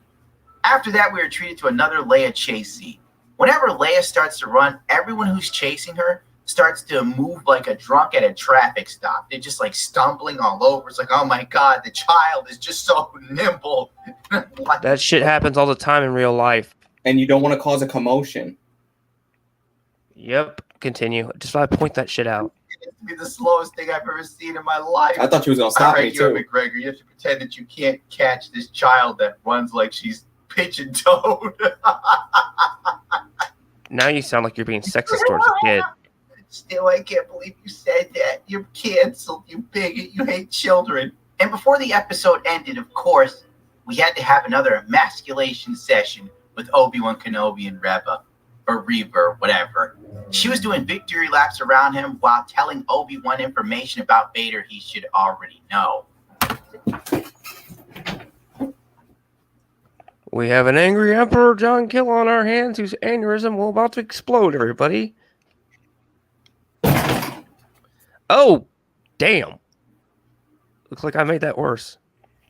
How the fuck is Obi-Wan going to know? Just keep it going. Keep it going. Keep channel that rage. Keep the rage going. To take you to. Lord Vader will be pleased. Anakin Skywalker is alive. It can't be. It can't be. Don't use one of the best scenes out of context. Please, God. Please, God. Please, God. Nope, nope. Keep it playing. Keep it playing so you have to pay attention to it. Just keep it playing. Just keep it playing, John. I'll be able to see it for you. Just keep it playing while you rage, okay?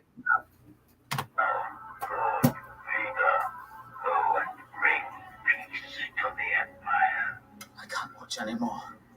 Obviously, Anakin's alive because Anakin is Darth Vader. How in God's name would Obi-Wan forget Anakin's alive? Oh my God. He left him to burn Gundam. Keep it going. Keep it going. Did they hire anybody who knows what the hell's going on? It's like the writers didn't even watch Revenge of the Sith. Could you imagine you make millions of dollars and all you have to do is watch a couple movies and pay some semblance of attention to like key plot points? Hell, you don't even have to watch the movies. You could Google it. You could be like, does Obi-Wan know who Darth Vader is? And Google would be like, yes, you pleb. Then we got the canon-breaking death of the Grand Inquisitor. Another death. He wasn't dead. Another wasted dollar. We're not going to go into the Grand Inquisitor. No! Hey, did you use Nickel Avocado? We're watching this. right, stop it. The real, authenticated. Okay, let's. Give me a commercial pass, please. Please, God. Please, God, save me. Where's my Bible? Okay, everyone. For one. Where's my Bible? I gotta read. Hold on. I could have sworn the Bible it says "Thou shalt not lie." Hold up. It's on one of these pages. Ask your living Bible. Living Bible. Good job. Okay, everyone, I got a question. When a kid is running around all through you when you're walking the mall, do you question it? Just out of curiosity, do you question when a kid's running around like crazy in the mall? Probably the toy department or something like that as you're passing through.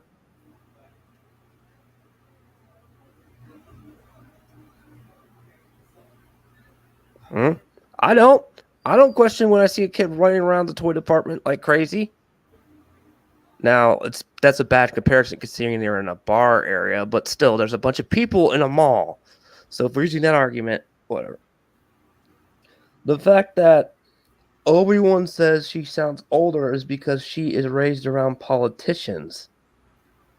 Jesus Christ. That'd be like sticking the room at her with a bunch of politicians in one room and just all she hears is that crap every day. Of course she's going to sound older. Secondly, he wouldn't have known anything about Vader being alive because he was toasty.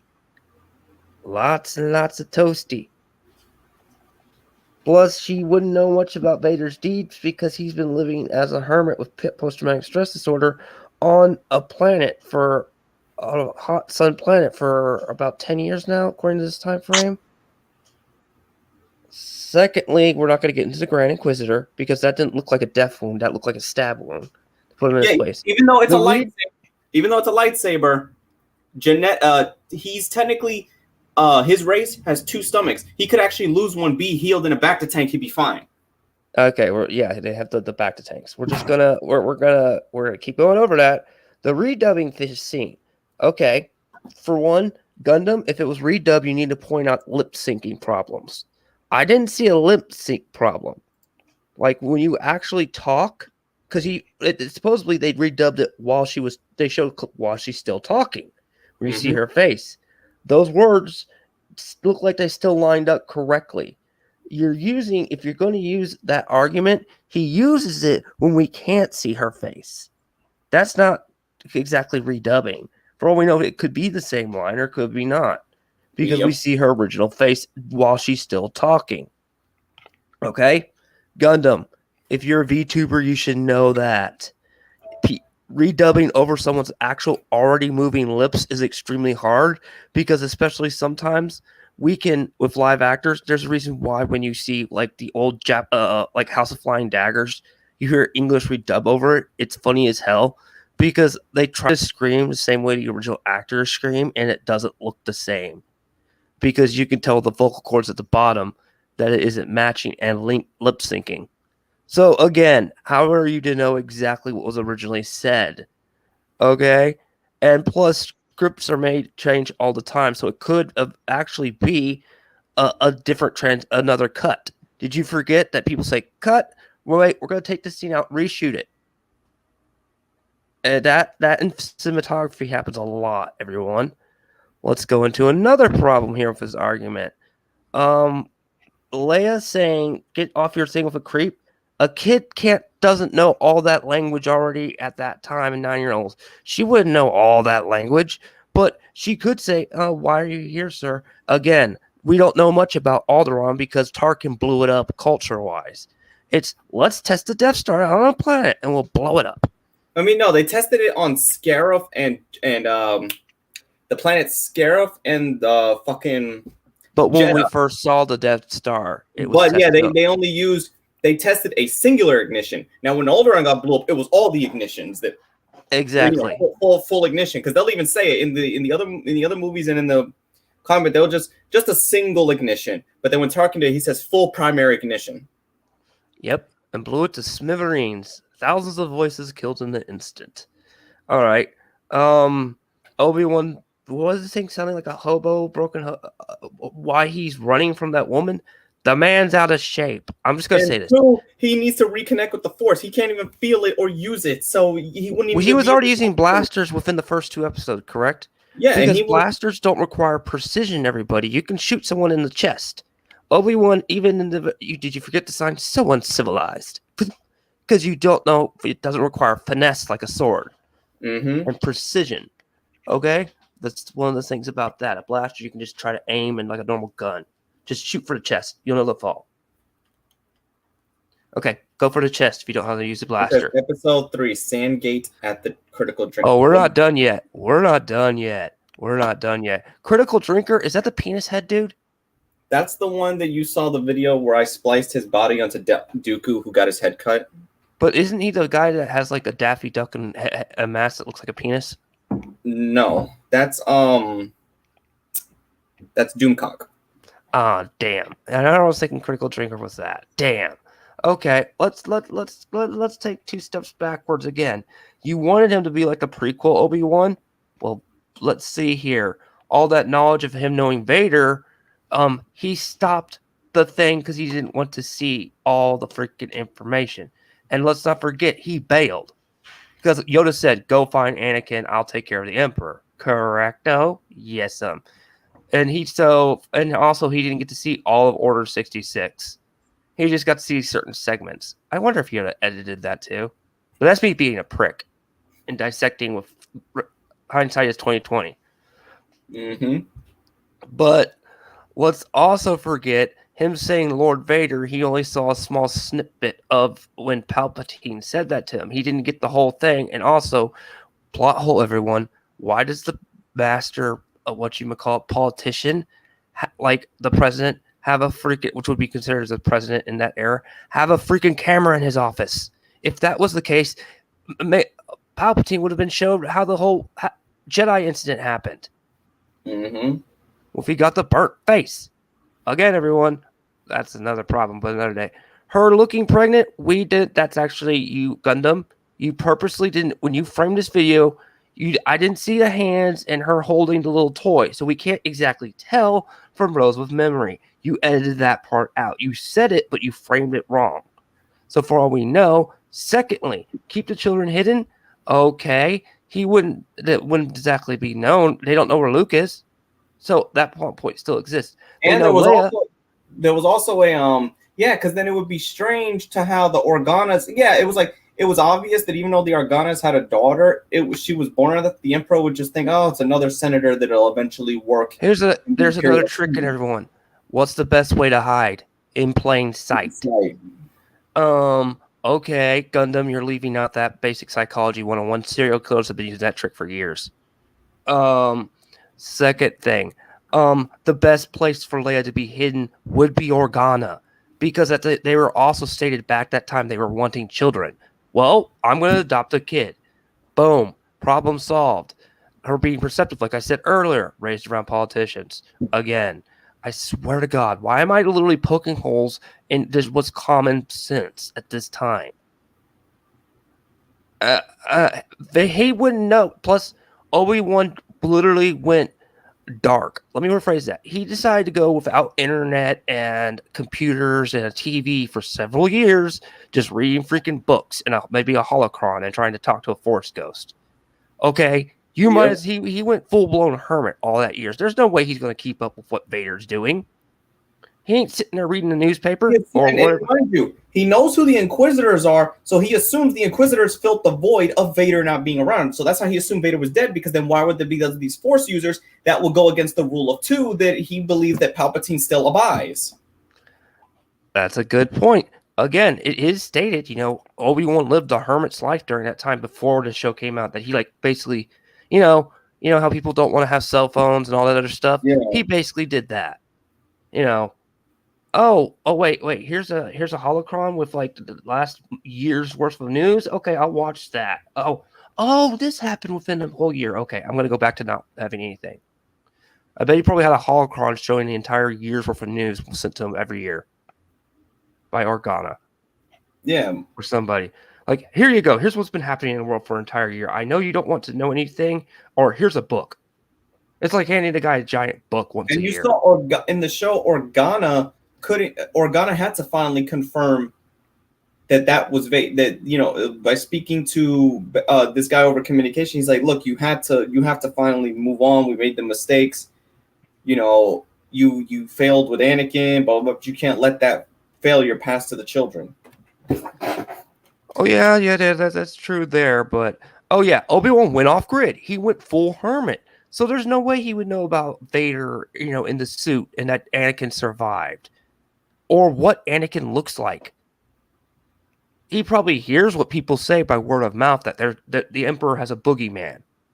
Well, no, but even at that time, Vader, in like the reason why I'm pretty sure Obi-Wan, because it's the Inquisitors that go more so to around the outer rim planet. So of course he doesn't get anything about what's going on in the core or the mid rims at all. Hey, I'm just saying. Yeah. I'm just pointing out, you know, he's probably only hearing word of mouth of his Vader thing. Just even the Inquisitor is considered word of mouth. Vader going to the outer rims like he did, that's because it's fucking personal, okay? It's a personal thing. That's a vendetta. Okay? Vader normally wouldn't have gone out there. Let's just face it, everyone. He would have left it to the Inquisitors but when he hears it's Obi-Wan, it's like, oh, you left me to burn. This is 10 years. I'm just announcing that.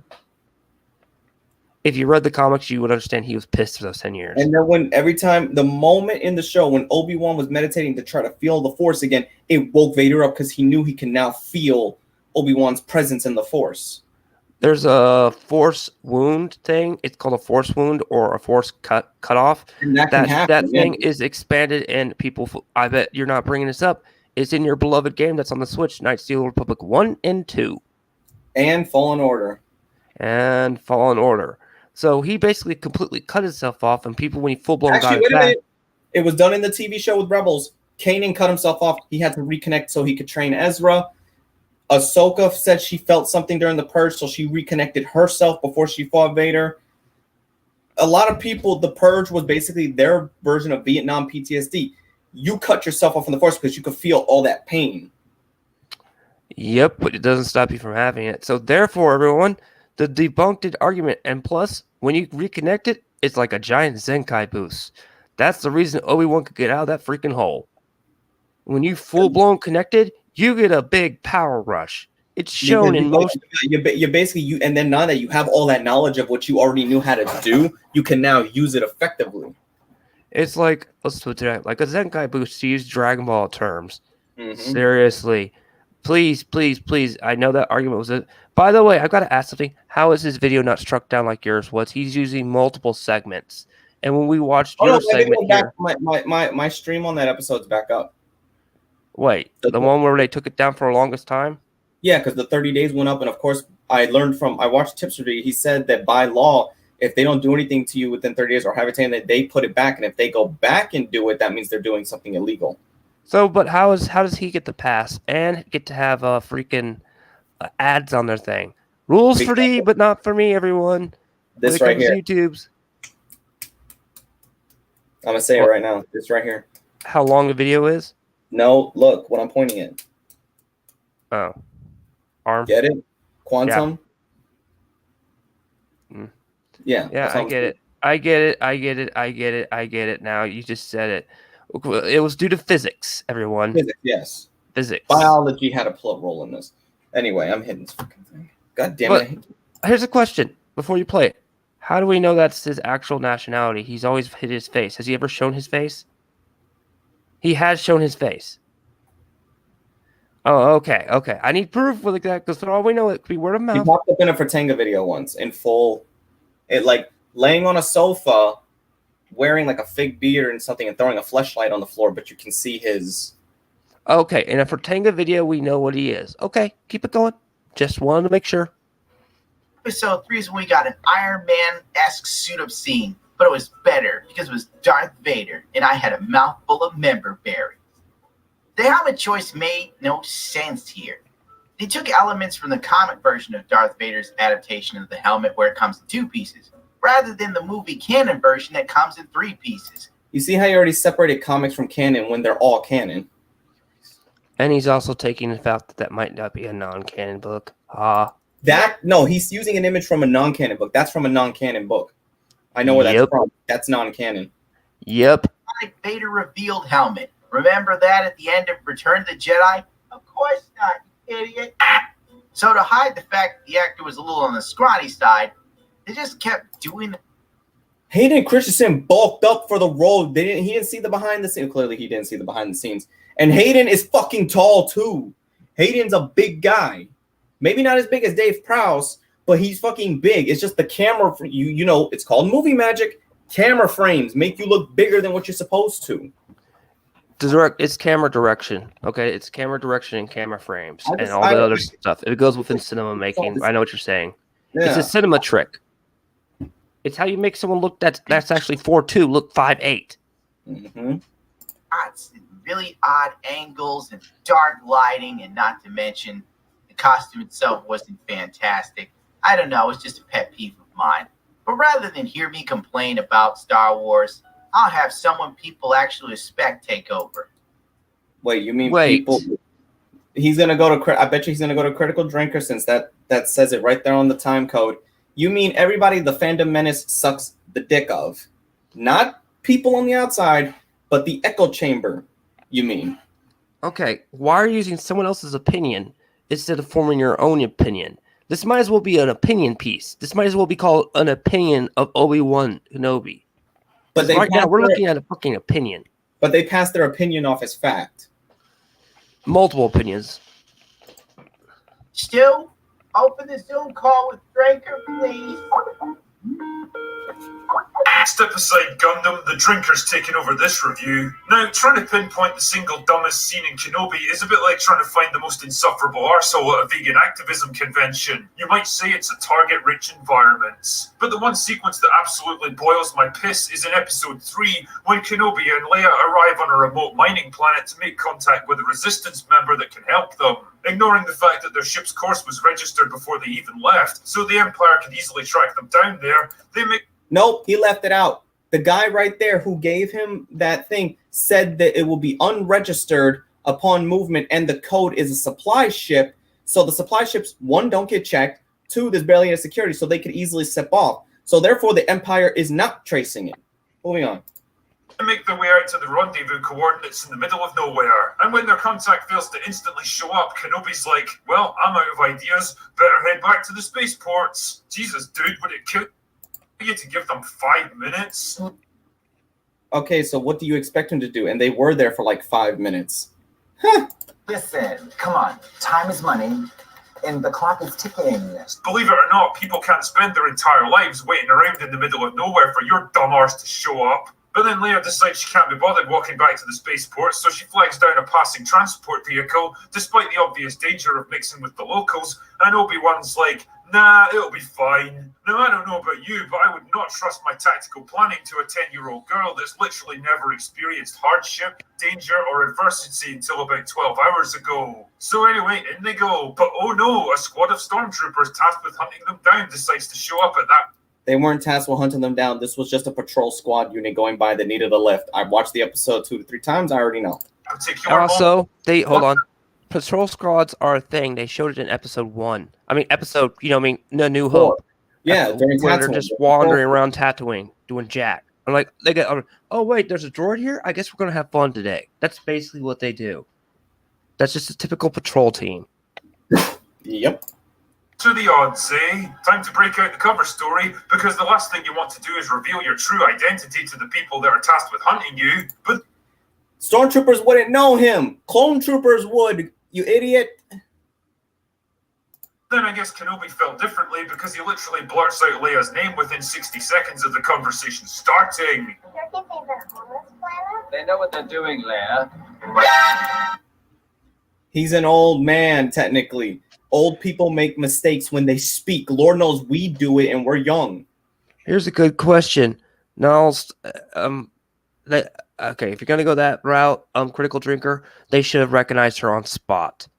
You didn't point that shit out right there. These are just generic stormtroopers. They probably never seen Leia or Leia's. But he's saying they recognize the name Leia. I mean, thousands. There's probably a bunch of people named Leia.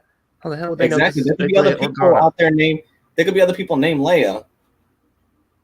No, because mind you, he already had you see how they left out the part where Obi-Wan, they were already using a different name, but then he made that mistake. That's why they start to question a little bit. But then he quickly, which is smart, used a lie, be like, yeah, my age, my wife was named Leia, and I see a lot of my wife in my daughter. That's why I made the mistake. It's like talking to her. And the stormtroopers, who are human, they're not clone troopers that will enter more investigation. They're human. They'll be like this. Yeah, it's true. Locals, whatever. They're not getting in our way. So, isn't that what they did? Did they do yeah, that? Yeah. Okay. Then we see how he cuts it out and he frames it differently. Exactly. The framing technique. He's using biased sources to further his exactly. You called her Leia. A little piece of my soul died in that moment. What soul? Truly, a character can only ever be as smart as the person writing them, and well, draw your own conclusions from that one. Anyway, that's my rant over. Go away now. Now, here's the thing that drink or miss, the best bit. The fact that people on Twitter were somehow triggered by the Imperial flag in the scenes. That I didn't see. I didn't know nothing about. Even I could say, that's stupid. I don't care what people think about the bumper sticker of the Imperial logo. Imperial logo's everywhere at this point, so this probably be just a moot point. Okay, hold on. Let's go over to critical drinkers thinking here, because this is the only time. What thinking when you're drinking all that much? Oh yeah, but I mean, he went over what was it? Leia, them not. Okay, you should be impatient to a degree. You're already on the run. You can't afford to stay in one spot too long. Plus, Obi-Wan would be a little edgy anyway. Kid running around. Kid knowing where to go and girl power. Oh my god, that's just kid talk. Okay. Also, the stopping of a car. Let me just say that. The best technique to use to someone, this is human psychology 101. Even bums use this trick. Okay, homeless people use it. Use kids, you're more likely to get canned food or money. Use the kid, you're more likely to get a drive because the alien or whatever is going to feel sympathetic towards the kid. If it was just Obi-Wan sitting there, that driver would just drove by. Yeah, exactly. How many regular, dudes, homeless people, do we just keep driving by today like, oh, damn, I bet they ain't got no food today? Adults. You see a 5-year-old kid, you're going to throw money towards them and say, go get some food. That's normal. Or you'll stop your car. Okay, so there we go. It's human psychology 101. Okay, wait. Aliens would even feel sympathetic towards this. They're going to be like, hey, why is this kid in the middle of nowhere? Hey, let me take you to the next farm. Okay, so you don't have to walk however many miles. I don't need to take you all the way to the city. I'll just drop you off at Uncle Ben's farm. Because that's what they did. They just went to a local farmer, correct? Was that like a farmer? No, it was just he's just a regular transport dude. Yeah, but isn't he like a local? Like a local Yeah, dude? he's a local. So he's probably going, oh, crap. There's a kid. Okay, he's with for fun. But I got to feel sorry for the kid. You know what? Hop in the back of my truck. Also, notice something, everyone. They didn't drive with him back of the truck, so you can't use the argument that he was going to plan anything to them inside the truck. They're sitting in the back. Ha, ha, ha. I'll poke a hole in your narrative there. So, I would too. If I was driving a truck, I'd be like, get in the back of the pickup, y'all. I'll take you to the gas station to get yourself out of the hot sun right now. If you see a kid there. It's that simple. So, technically, him slipping up with Leia, that's kind of common. If you're not knowing how to deal with kids, that's a freaking normal thing to do. You're going to call the kid by the first name. And how long have you been with Leia by this point in the show? A couple hours. So he wouldn't know what to call her other than Leia.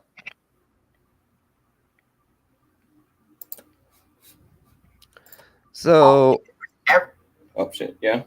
So, and the stormtroopers thing, with the patrol, it was even shown in episode 4, stormtroopers would just walk around the desert dealing with Jawas and Tusken Raiders. Yeah, in Star Wars Episode 4, that's what they would do. So, it's just a common patrol squad. No different than a police car sitting at the side wanting to give you a freaking ticket. Exactly. They're no different. They do the same exact shit. They stop you, they need to identify you, and then they let you move along if depending on, if you cause any trouble or not. And again, kids right there. This time they don't have all that edification stuff like there. You're in a bum home, probably like a sticks area, which what looks like we're in like a sticks area, like out in the sticks. The area they were in looks kind of like the Nevada desert. So it's basically the middle of nowhere. Mm-hmm. And it's going to be a long way to another place, correct? Mm-hmm. That would be a reason we pick up. And as a stormtrooper, since they always know, like, they ain't got their IDs on them fully. Let's just take word of mouth. They ain't going to be, like you said, the clone troopers are going to press them.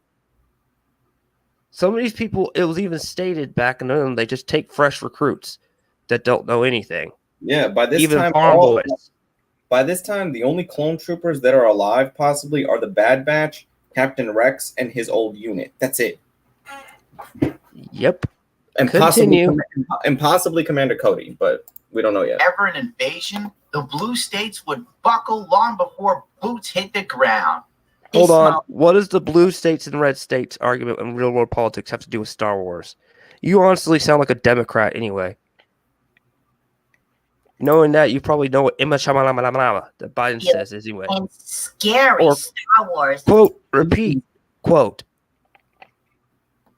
But I think his thing is, he knows to grab Twitter feeds from people that are like, yeah, because whether you're the Fandom Menace or not, the Fandom Menace is just one part of a toxic thing. Yeah, there are other toxic variations in Star Wars, but you see how they go and grab the ones from the people that like to bitch and not the ones that present arguments.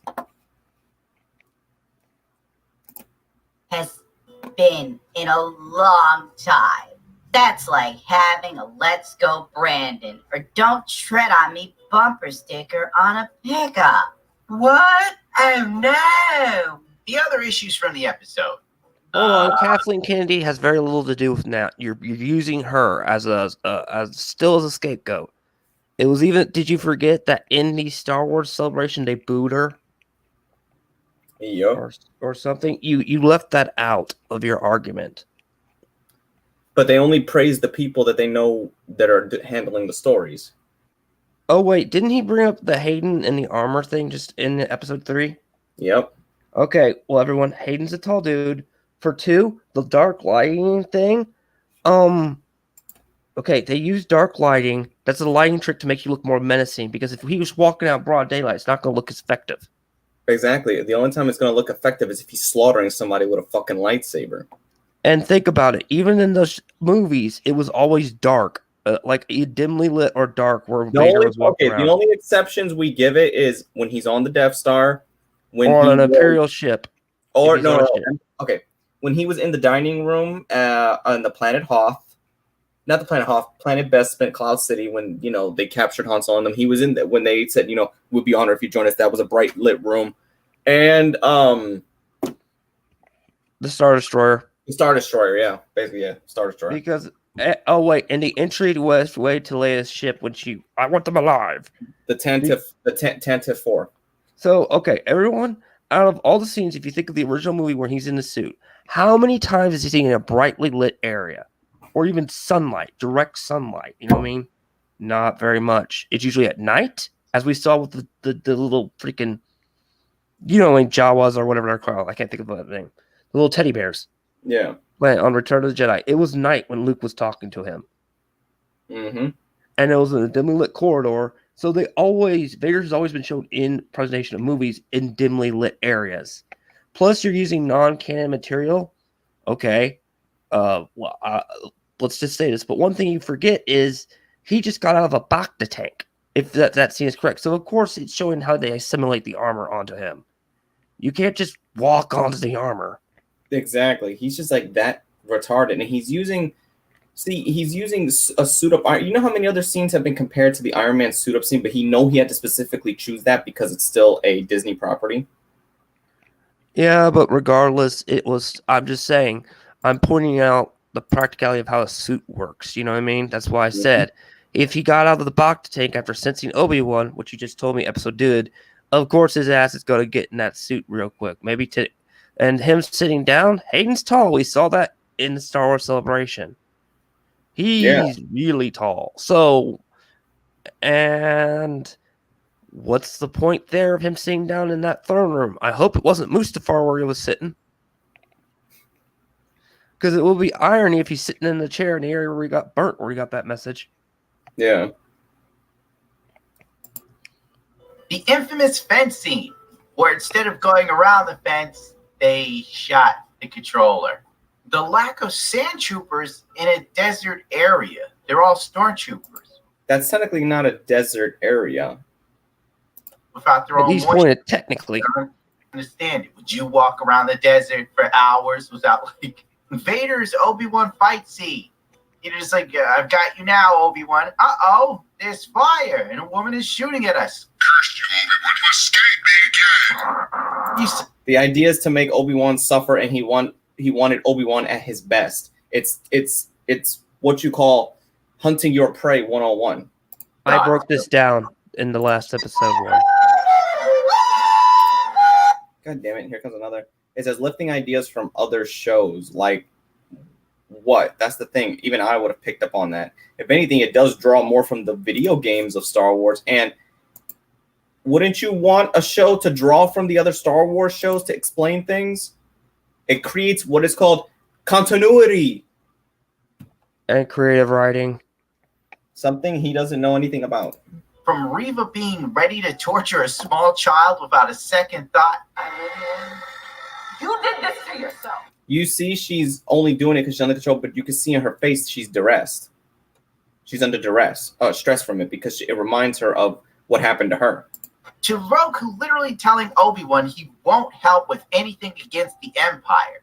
Then all of a sudden, he's like, okay, I'm going to help you. Can I need your help to get her back? General, I'm sorry, but that's not my problem. You've no idea what the Empire is capable of. A few moments later. So I know exactly what the Empire can do.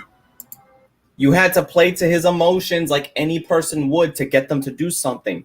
That's Hold on. One. Does that guy know how old Leia is and that it was a kid? He does. When he gets told that she's a little girl, that's when he flips and changes his mind. But at the beginning, did he know that was a kid? He didn't know.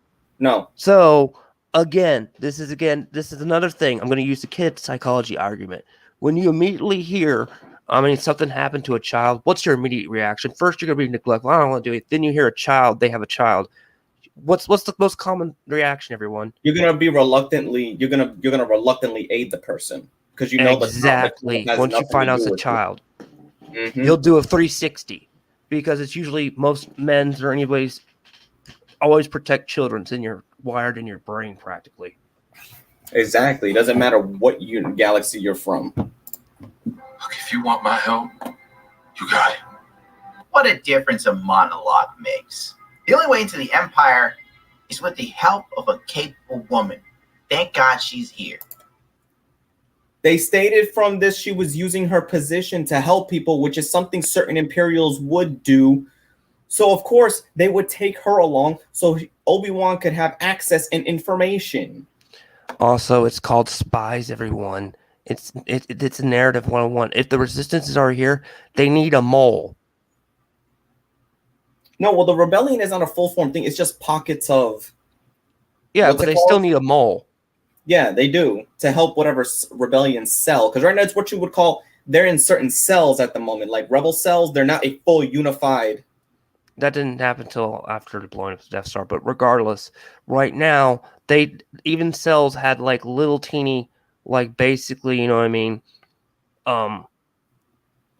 They were, you know what I mean. They were inside molds. You need a person on the inside in order for you to know stuff like how to get in, how to get out. Yeah. God, we do that all the time, even today. Even if you're not in the military. Because Obi-Wan would have gotten himself killed. He literally had no plan other than flying in or something. After a few speech checks for Tila that were fit Is that him? Yes. Is that guy right there? Is that actual Gundam? Yes. I thought that was a different YouTuber. Oh my God. And you are? I am the lead security on this level. Here's something he's going to leave out. You notice these things on the chest, right, that they tell you by rank? He has 3 blues. I think she has 3 blues and a red or 2 reds. That means if he questions her, she has the right to get on his ass. Military ranking, everyone. Then I'm your commanding officer, and you will address me as... Excuse me, it's ma'am. It is Hold ma'am. on. Hold on. That didn't make sense. That didn't. When someone says commanding officer, that's a militaristic term, you dumbass. It's not. It's ma'am. That's you inserting a joke. Actually, yes, that's a thing. You know what I mean? I'm your commanding officer. Speak, or I will have you put under treason. That was dumb. I think I need to go destroy a few of my brain cells. I have this.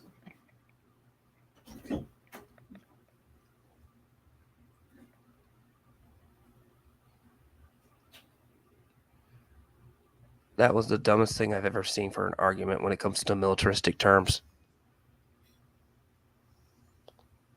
And I've seen some dumb things in writing. And plus, that's a really bad framing device.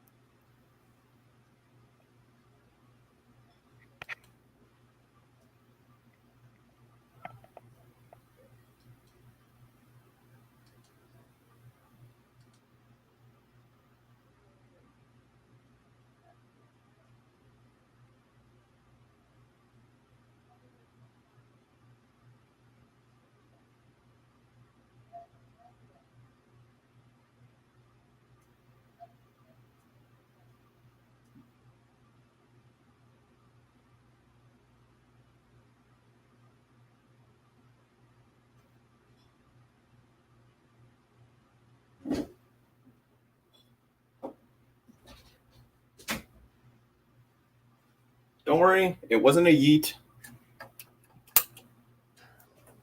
Oh, come on. It wasn't a yeet. I'm good. Let's see. Of course, but Perhaps I should just inform the Grand Inquisitor of your insolence. There were so many odd choices in filming errors. Even Red Letter Media picked up on some of them. yeah, Red Letter Media is a known fandom menacer. So again, another bias. So you're supposed to pull rank, and but then that guy says, "Come on into my office. You don't belong at the station." He's got the same rank as her, though. You see how what they're doing? You see the box, right? The black boxes in the show. You actually see her thing, and they have the same one. So in Imperium, if you have the same thing, you can be questioned by someone of equal rank. It's called common military tactics, you dips. And it's A like lieutenant and a lieutenant can have Goes be into a questioning room each other. He cut this like body, and he's like hidden behind a box in clear view of everyone else. Actually, it's not clear view. She has him hidden between what looks like 2 power radiators. So unless you're not secure, you're not going to go in there. And she's like, I had a problem, but I took care of it. And then there's like again, where's the body? That's the thing. She hit this thing had like a when you see her go around the corner earlier, it has an internal thing that she could have threw him in there. That's why you don't see no legs or anything. And look, you see her rank thing up there? She's got like 4. I think she's got 2 reds, 2 blues. I could see the little line in the middle and a black one. So that's 5 notch ranks. It's like people just like working and people coming and going, but she beat him up and then dragged him back into the room that she's currently in with other people, or beat him up in the room and the people sitting at the consoles 10 feet away. They looked earlier. They have something that's the equivalency of these, of Bluetooth headphones in their ears. Mm-hmm. So they're probably listening to information. They're not going to hear it. Didn't hear anything.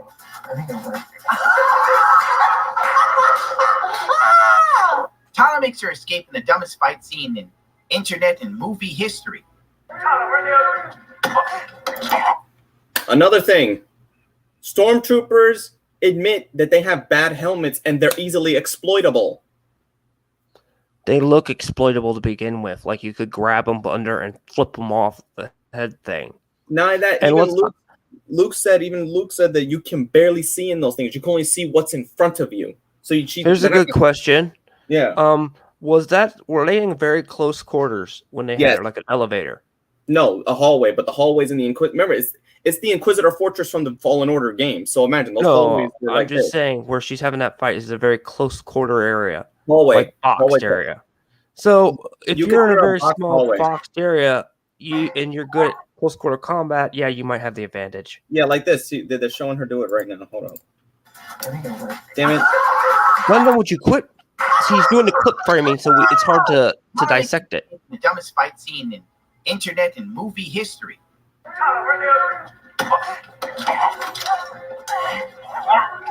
Yep, I see it. She got him in the middle of 2 archways where you could smack him. A stormtrooper's helmet now serves absolutely no purpose. It never had a purpose, Gundam. Even the clone troopers in Rebels admitted their armor, the fucking stormtrooper armor is so inferior that they could be killed quicker than a commando of a clone unit. A clone unit commando could take on a fucking a squad of clone commandos could take out a battalion of stormtroopers. Slapping it can like incapacitate you or somehow completely knock you off your bear. Close quarter combat. Back the water was from Jedi Fallen Order. You find that a lot of stuff in this show is just like little scenes and stuff are lifted from multiple different versions of Star Wars. Okay, what's the problem with that? It's called echoes. What do you call it? It's called narrative homages. Or homages, but especially when you look at the Ahsoka scene in the Vader. Or Easter eggs. Easter eggs, yeah. But these two I'm talking about specifically, it's an echo. The 2 people that Anakin was close to couldn't bring him back because they were his past. It's a representation that only his son could have done it because his son could have been his future.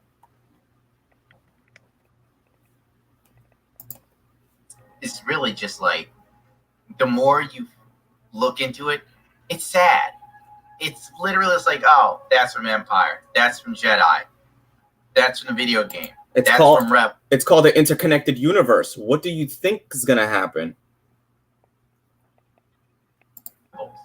Like, they're so creatively bankrupt and out of ideas, they literally have to take their own ideas that they did previously. And I'm sure someone will do the George Lucas, it's like poetry, it rhymes. But sure. If it came from George's mouth, I'm sure you take it as gospel, but I bet he's going to say it doesn't count. Hey, did you forget the fact that he said, ask Samuel Jackson if he wanted the purple lightsaber? Yourself. On the spot? Well, emotions kind of played into it. I'm starting to think Star Wars is kind of stupid. They had the trench coat. Everybody and their mother knows that Star Wars can be stupid. Zombies. Brains. Oh, I can feel this virus crawling up my skin. Chop off my leg, brother. Chop it off. That everyone collectively agreed was terrible. I guess it was supposed to be funny on some level. But if you're going to have a show that's so drab and dire, why would you add a comedic element such as that? Because otherwise it's depressing as hell. Exactly. You need moments of levity. That. And the answer is they didn't care. It's kind of, it's just literally, it's like when you work a job. Say you work at Walmart, you got to face front. The second your hours are up, it don't matter if the rest of the things in the aisle aren't front facing. It's done. The weirdest thing is some media outlets even protected it and touted it, saying things like Obi-Wan's trench coat plan is dumb as hell, and that's the point. Star Wars is at its best when its heroes are anything but confident. Why are you telling me this? That I've never seen that before. You answered that. I got to see why I'm being called. The reason that kind of is in there is in framing device, as again in creative writing. You can't have something completely depressing, otherwise you're just not going to watch it.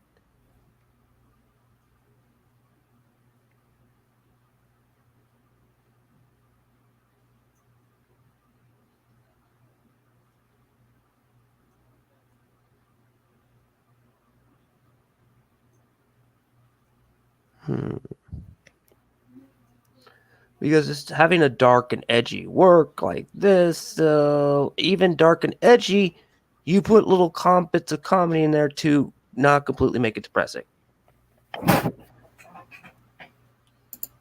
He said, wait, using Red Letter Media, who made a campaign that caused Star Wars to sell George Lucas to Disney. So, again, they're going from biased sources. This anyway. Stop wasting my time. We also had the Snowspeeder escape scene. But everyone that knows Star Wars and Empire Strikes Back, when they take out the AT-AT walkers, the Snowspeeder only supports 2 people. It's like somehow fitting 3 people in an F-14D You can do this in a car. Leia is little. You could fit 2 adults, and she probably sat on Obi-Wan's lap in between. They're trying to find really straw grasp at this point. That's how they do it. Pilot seat. It just doesn't happen. It don't work.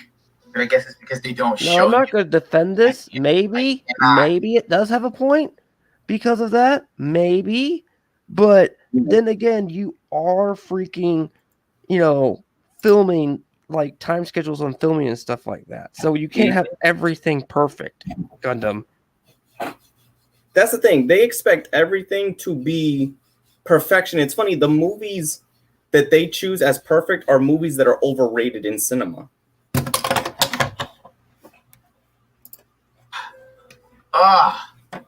The thing that we really aspire to constantly is quality. Do you notice they're not using clips from when Hayden or the other people were talking about the show? You have to suspend every level of disbelief, or you have to be a 100% consumer.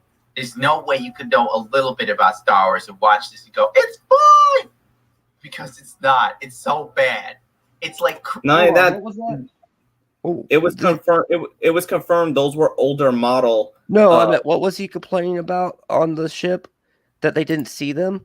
That they have tinted windows. Star Wars... Oh, so now you're going under a technically when they're using stuff on set piece. Do remember they're working on a budget Gundam. He's using a comic thing right here. I get it, Pride Month or whatever, but I watch channels where they do motions and voices for the comics, so I don't have to buy them. I listen to them like a little movie. And I know where he's got this from. Those 2 characters are not even you know why he's gonna say sexual oriented? Because of the hair color.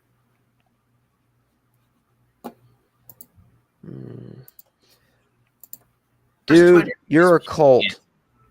On the same day as Episode 5 it came out, Star Wars Twitter had to make the customary Gay Pride Month post for a comic book that no one will read. And most likely no one on Twitter will actually... Which is funny, the Star Wars comics are the only comics besides because it's funny how the Marvel ones are going down. Star Wars comics are still highly sold and they're still high. So where does he get his numbers from? Oh yeah, he gets it from his cult because that's... Hold on. You need to, even if the cult does this, you need to bring up a lot of sales charts instead of just one. Mm-hmm. Buy. Someone made the mistake of replying to the Munchausen-fueled Star Wars tweet, and by simply saying, Stop making Star Wars political. Which makes sense. This is supposed to be about a galaxy far, far away. Oh my god, that's the dumbest argument ever. Get Stormbreaker.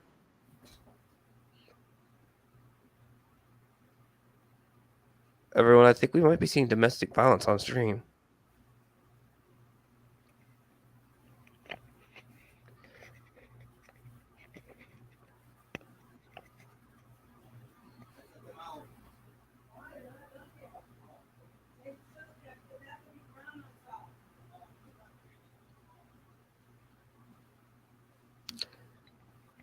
Yeah, but they forget to tell you that even YouTube wasn't able to do anything about Pride Month because of physics.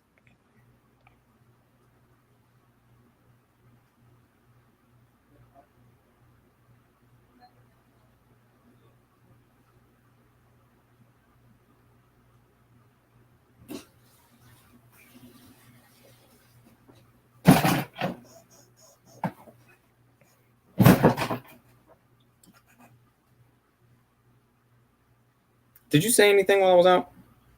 I just said something about I was answering Conundrum's questions like how they like the Pride issue. Oh my god, it's going to be, and I said even YouTube couldn't do anything on Pride Month because of physics.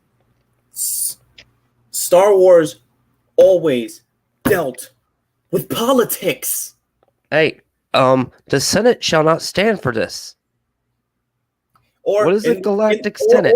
Or in the meeting that they had in episode 4 when they were like this. The Imperial Senate will not stand for the, and then this guy comes in and says, the Imperial Senate has been dissolved completely. The Emperor is now in full control. So he kind of did, yes, he did eliminate the Senate by episode 4. There was just him, you're right, but he's using episode 5 and 6 logic. No, I'm actually pointing out that the term Senate is political by nature. Yeah, the Senate is political by nature. Anything that the Emperor had to do up to episode 4, he had to play the Senate. Even in episode 4, there are political terms. Episode 5, they still play the political terms. There's tons of political terms in there. It's just a lot of people don't bother to read literature or know political systems. The Galactic Republic. Yeah.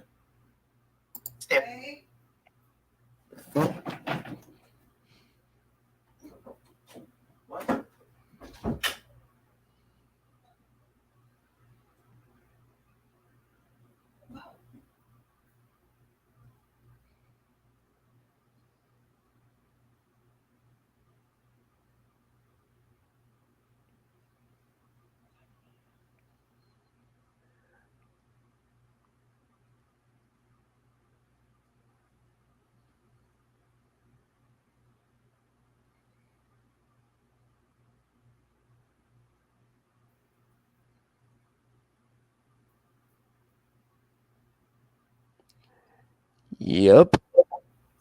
The political terms in the prequels, yep, they used a lot more political terms.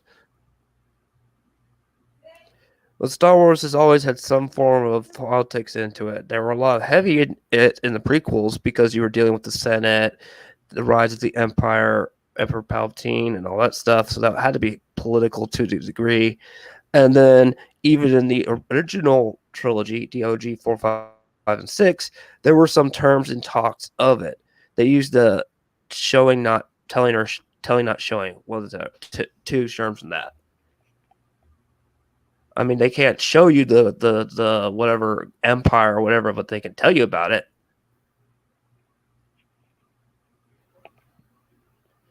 I mean, hell, they bring up how you can enlist and draft at one point.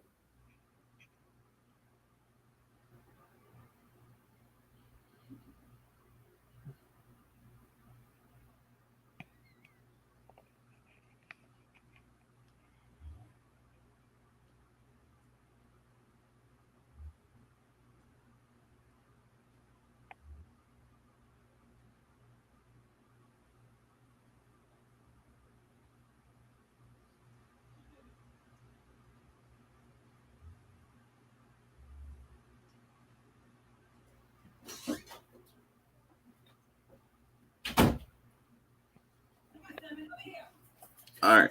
God. How much more of this idiot do we have to listen to talk? No. We gotta listen to him for another 20-some minutes. Give me a minute. Go, son. My body feels good and it clean, but I swear to God, John, if you bring sushi My in here, dog, look, my dog got a bath. He's running all over the room. oh, Yeah, I know. So we gotta take a pause on the stream. Hold on. It's fucking raining.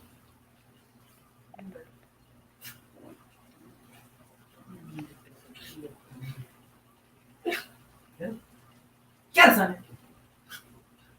Okay, come on, son. Put him in your bed. How about that? Put him in your bed. Nice and dry. There you go. Come on, son. Get that. Yeah, right.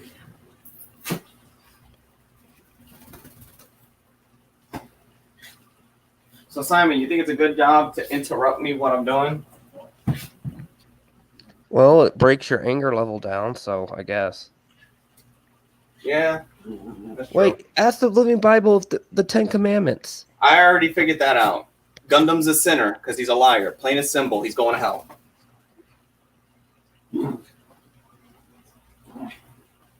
Is impersonating Moses a sin? I'm pretty sure in some sense it is. I don't know. What if you're like doing it the way Gundam does? Oh, Gundam's retarded. Now I just gotta wait till my dogs finish having a problem, because then he's gonna constantly distract.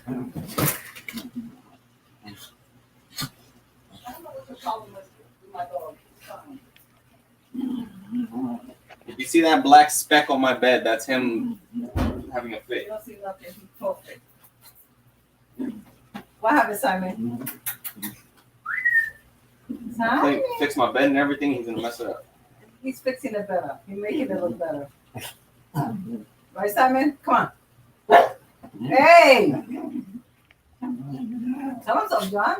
What am I gonna tell him? That's what you get. What?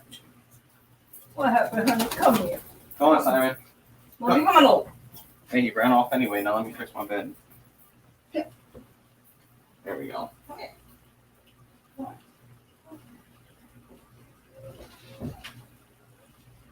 All right. Now I'll get back to what I'm doing.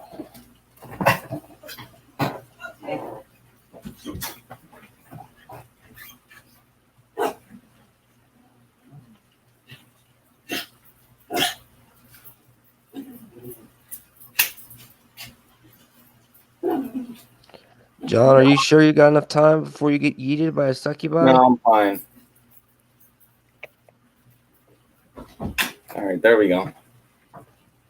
Oh, no, and plus it's... Why do you think I'm on the computer? Look, if you can't see it, well, you can see the brightness outside, but it's fucking raining as hell. Are you sure the succubi isn't going to pop by? No, not during weather like this. You never know. Yeah, whatever. Okay, so we're almost already at 3 hours. No, well, yeah, but hours. We need to finish this. That we have at home. Let's do a Star Wars comic on Roe v. Wade. Sounds like fun, doesn't it? Count Dankula can be the main villain. You got. What does Rogue v. Wave have to do with this? I don't even know what he means by that exactly. I'm not. I'd go on that on Twitter. But really, the guy did that and people went absolutely insane. Queer characters exist. It isn't political. 2, Star Wars is literally in our name. What does that mean? Shut the F up, you homophobic bitches. Oh my god. Shut the f up and delete your account, you dumb bitch. Yes, kill him. Star Wars is political, bitch. My brother in Christ, imagine being this dumb. LOL, dumb blur. Are these actual accounts he's using, or are they fake accounts that he made? I don't know. I mean, these people, if they are real, they're going about it the wrong way. But I mean, they're not wrong. Star Wars has policies and politics are in it. What do you think's gonna happen when we get to the Old Republic? What was a big fucking thing in the Old Republic during the Jedi Sith War? We already touched upon politics in episode 1, 2, and 3. The shows? Ever read the comics? The books? It's all political, bitch. Yeah, about a galaxy far, far away. Over as far as like diehard Star Wars fans, people that's identity, their whole personality is I like Star Wars. It's almost like I thought it dissipated. But it's just like a cult. It's a cult. Yeah. They shouldn't be talking cult. My fucking knowledge on Star Wars shits on all of theirs, and I wasn't even born during the era of the OT. I'm only talking about this from a small guy with lore and a film critique level and a writing level and a framing narrative on this. So I'm not questioning your version of Star Wars. If you notice this, I'm asking you, did they do this? Did they do this? Did they do this? Exactly. So, because I don't watch the show, but I know enough of this, but I'm also pointing out film sonology tricks and what all I know of something. But yet, they're like, look at all these people going, but yet you're the first motherfuckers there. I saw Anna Star Wars Girl there, Geeks and Gamers there, and all them there. And you said you would never go to another Star Wars convention. Oh, I got in my Twitter. Also, I'm not seeing Hayden or them in this from the Star Wars thing. They've not yet put them in there. The exact same comment over and over and over, like the mantra of the cult. Star Trek fans used to be more intelligent and thoughtful and independently minded. Now it's Star Trek fans are more similar to the Star Wars fans, where they'll attack you and scream at you if you don't. But the thing is, people like this who passively aggressively attack the fandom or attack people that like something and deem themselves as right feel like they're above you. Let me tell you something about Star Trek, you dumb fucks. I'm not going to argue. Star Trek has been political and stuff like that. I got an episode for you. A Measure of a Man. You explain the Star Trek stuff because that's your department. Oh, I'm saying Star Trek used to bring up lots of thought-provoking concepts that are up to today. The Measure of a Man is one thing.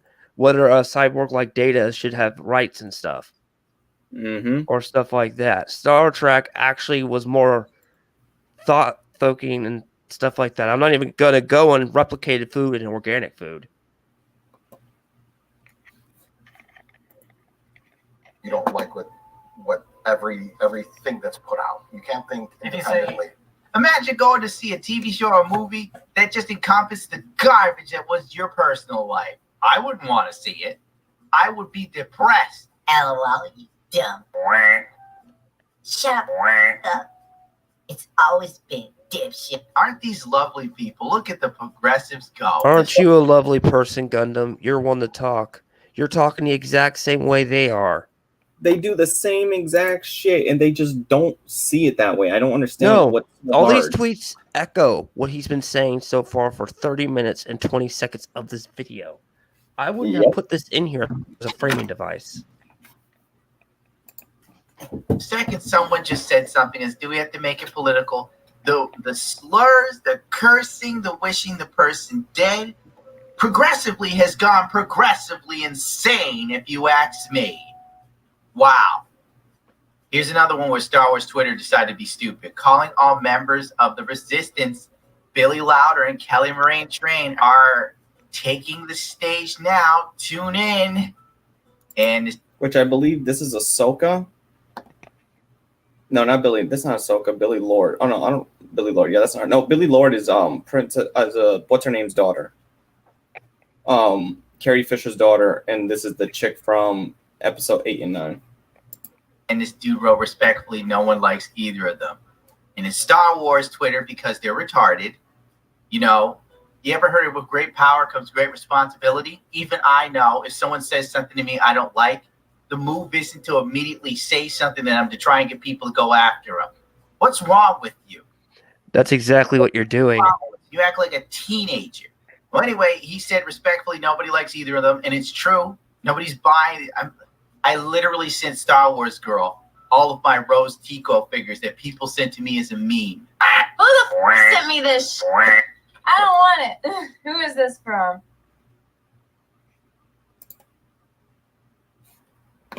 We won't Using talk about Anna Star Wars, to- bro. Using I'm Anna not going to do it. I'm not going to go on that rant. I'm not going to go on that rant. I am Do it, going to do it, eject. Keo. I am going to eject this entire segment from my mind. Are you sure, Keo? I need to put on sunglasses. Hold on a second. I might need to walk off screen. Continue playing. Oh, this is from It'sAGundamn. Oh my god. You jackass. You want to see what It'sAGundamn sent me? He sent me... Everyone, go yell at It'sAGundamn for me. Motherfucker sent me Rose fucking Tico. But then question, why did you buy the stuff? You gave them your money. I notice how Gundam says the shit that I got, and then people say, oh, then he says, oh, then people sent it to me. No, motherfucker, you bought shit, dummy. And to Admiral Holdo. And then patches of himself. It seems like Gundam's trying to simp and lay her. That's what it seems. Oh my god, dude, what the That's a simp move. These are cool. This is not. You see these to troll people. And of course, this man saying that led to a ton of people basically Okay. For saying nobody likes these two characters that nobody really likes. That's why Rose Tico didn't come back. Nothing against the girl who played her, but do you care where Rose Tico is? You know you don't. And if you it's okay to not like parts of Star Wars and just ignore certain parts, but to just act like it doesn't exist, you're lying and pretending, which is a problem, because then you're going to be disingenuous. Said you do, you a liar. Delete your account. Delete your account. Ugh. They're like, look at them. Literal vampire. No, not Alex Jones. If you're going to use it, use the frogs. And Twitter is Pick your correct Alex Jones clips, damn it. You would have thought he was clubbing trans kids in the head outside of a gay bar on Harvey Milk's birthday. The Star Wars account replied to him to make an example of him. If that wasn't the most Empire move I've ever seen, the fact that Star Wars Twitter cannot see that it itself is the Empire. You're the Resistance if you come up and say, you know what, I don't like the characters. And an Okay, fine. We can call Disney the Empire. You know what you guys are? The Sith cultists. The Sith Eternal. Those people. You're not as good either. You just want people on your side to spread your message. Please don't drink the Kool-Aid. It's too late. You drank the Kool-Aid. I know. They drank the Kool-Aid. Look at that. That's what happens when you drink too much Kool-Aid. Emperor Palpatine goes, oh, we've got a filthy beard. People would be for the Empire if, like, you know, the Empire's logo was rainbow colored. Which they're not stupid enough to do, so you can't use that as a prime point. Instead of calling the rebels, you call them bigots. And you just have the Emperor go, that's fake. That's fake right there. I know where this panel comes from. This is fake. This is doctored. This is altered. This comic panel comes from this comic panel right here comes from where Vader was hunting another Jedi who decided to live his life as a priest. Palpatine thought it was funny. This is where he's supposed to say, priest. Ha!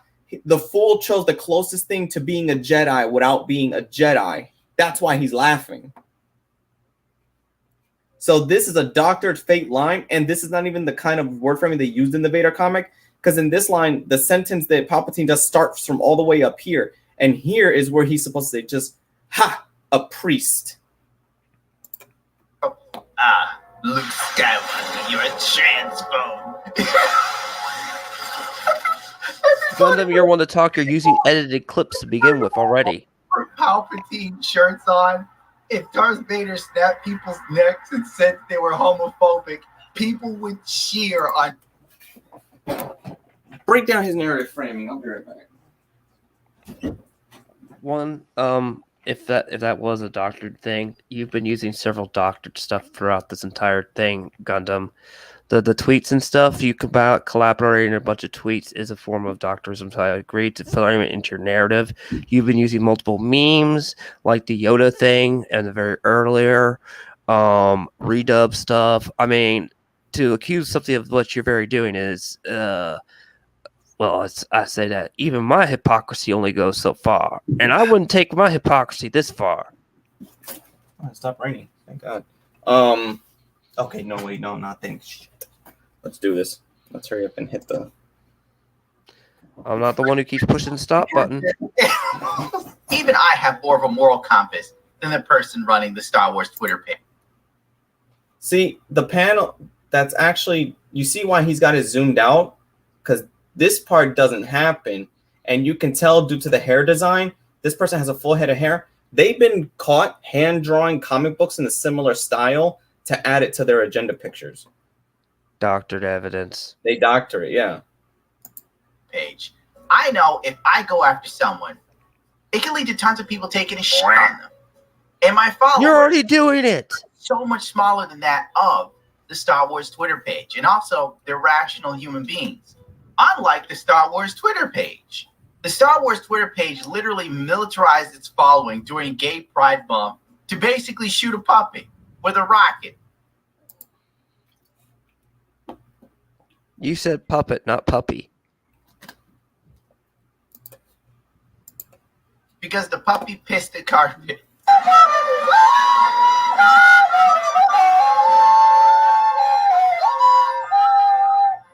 Episode 5 starts off with the most wizened teenager I've ever seen in my life. How Lucasfilms couldn't de-age the actor as well as some random... I get it, and that part did bother me. I even admitted that bothered me, but one hiccup like that doesn't take away from the power and the message of the scene. Can I tell you something, ASU? De-aging technology is still in the works. I mean, I get it. For Hayden, it could work perfect. I mean, but you see how when they did it on Mandalorian and they do it on the other stuff, you could still see that uncanny valley that it's like... I know. It's still in the works. It isn't perfected yet. Even in Rogue One when they used the Tarkin stuff. And I'm not saying this because I like Pirates of the Caribbean, but the only one that I think did it really well is when they de-aged Johnny in Part 5 for his youth flashback. Well, that's because you already have massive footage of Johnny that you could just copy paste to a degree, but even then it's yeah. And they even when he spoke perfect. Like you get what I mean. Yeah, I get what you mean. The aging technology is still within the works. It hasn't been fully perfected yet. Mm-hmm. My mind. It's as if they have no clue how to use Snapchat filters. The lightsaber battles between Obi-Wan and Anakin now are far cry from the Revenge of the Sith badass lightsaber duel that was the... Don't fucking talk Revenge of the Sith. He's gonna do it, John. He's gonna do it. He's gonna do it. It doesn't matter, John. He will talk Revenge of the Sith.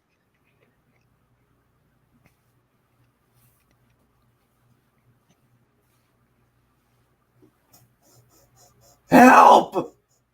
I can't help you, dude. You've got the control of the button over there. Also, I would point out that it's been several years, almost 20 years since they'd shot Revenge of the Sith. How many years has it been since Revenge of the Sith that they shot the movie together? Almost 20? Yeah. So they're not going to be able to move as fast as they are. Especially if they're cutting back to a scene when they were younger. And two, it's like lightsaber dueling is meant to be much closer to sword fighting. They even knew that a lot back then. He's saying that that's a far cry, but back then people bitched about the speed. They were like, "Oh, it's not the originals. It should be more like medieval sword play." The only redeeming quality of the prequels, if you ask. I mean, the prequels have more quality than your channel. It's me. Episode 5 is full of stupid moments, many of which are predictable. Actually, they're called homages and trying to flesh out characters. Being a great leader, even though she just recently got out of Pampers somehow. Just kidnapped 12 hours ago. And Hold on, pause Gundam's logic. Pause Gundam's logic. When the kid was 14, I believe when Starkiller was around, she already was good at freaking politics and stuff. And remember? Luke, the same thing, because Luke mentioned how good he was at the speed of driving. I just thought I'd mention that even though Force Unleashed isn't considered canon, it's shown back then at that young age she was still good. This one is just her first learning. She was very good at it at 14. Continue. Micro couplings or something. We really need to cut this out. In reality, we have teenagers that think Mount Rushmore is in another country. And I'm supposed to believe a kid was figuring out blast shield. Those are typical. He's using footage of typical, what would you consider nowadays? Those are two typical teenage bimbos. It's typical kids having fun. So you want to knock off people having fun now, Gundam? Capacitors. Oh, well, the hell with it, I guess. We also find out that Reva was one of the younglings that survived Order 66. At this point, she also got stabbed in the chest by Anakin Skywalker. Qui-Gon Jinn gets stabbed. He's done. He's toast. Didn't use force healing to say, because nobody used force healing, which could have saved them. The only person in the temple who knew force healing was Grogu. So, by my understanding, it's going to get explained in a standalone story to explain the more of Order 66 that Grogu is the one that healed her.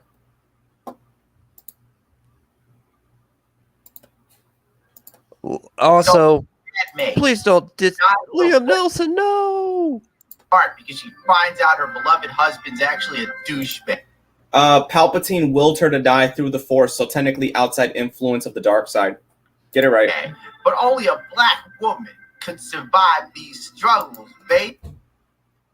Darth Maul was a man, got split in half, fell down a reactor shaft, still survived. And he lost his lower half of his manhood. Is he forgetting? He's deliberately forgetting that. He's forgetting a lot of things. It's called pulling the narrative in your favor. Isn't that Robert Downey Jr.? Always needed to see me, baby.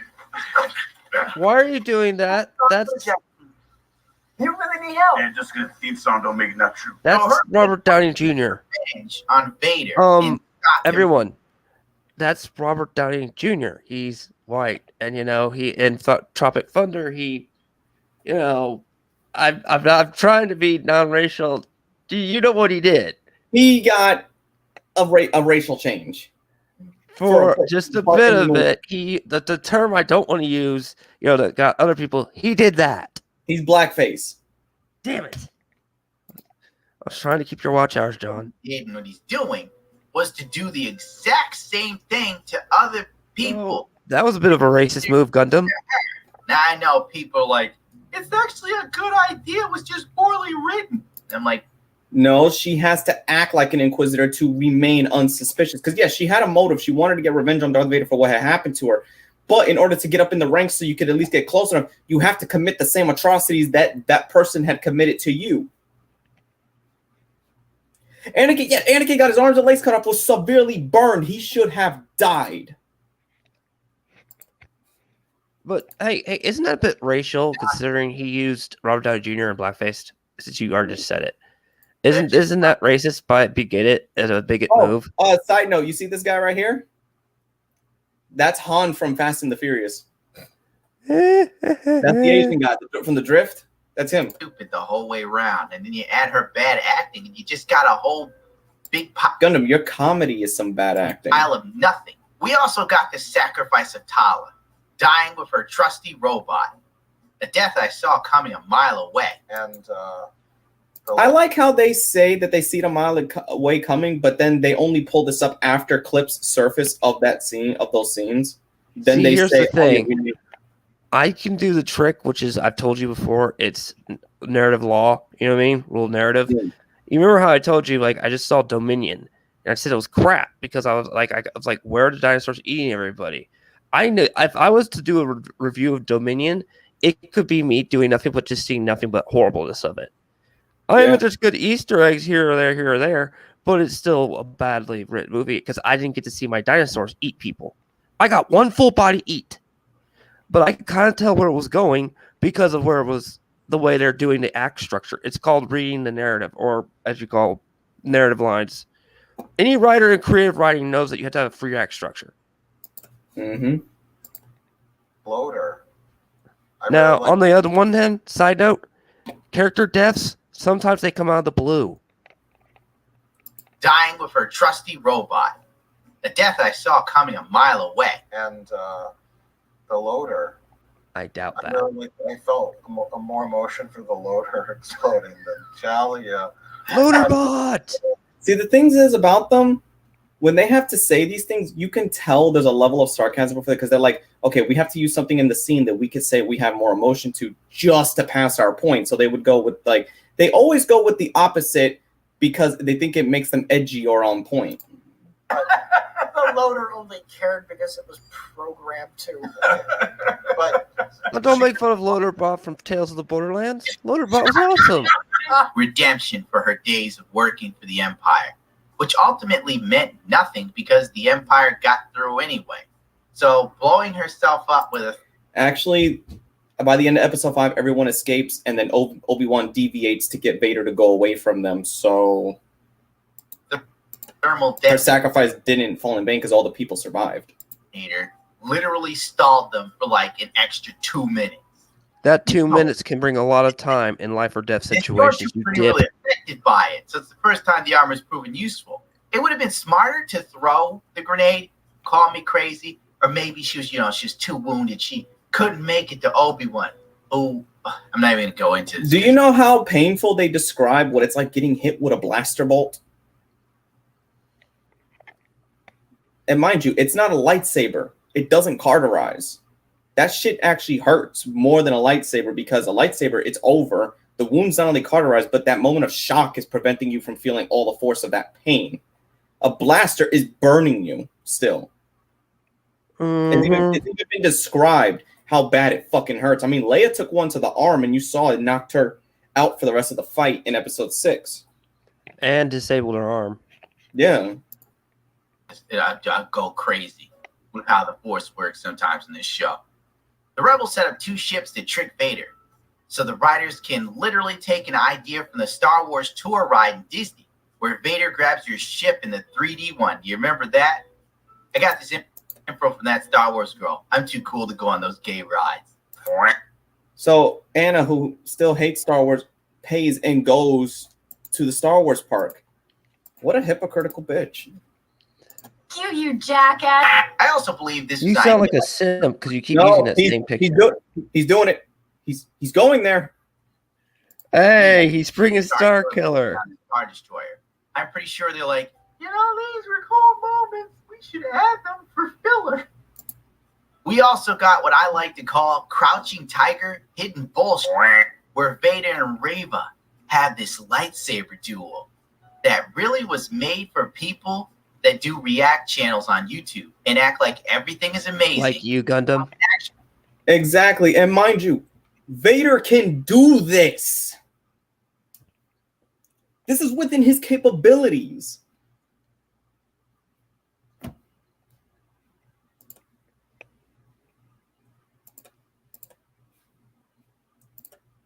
Actuality, it really isn't.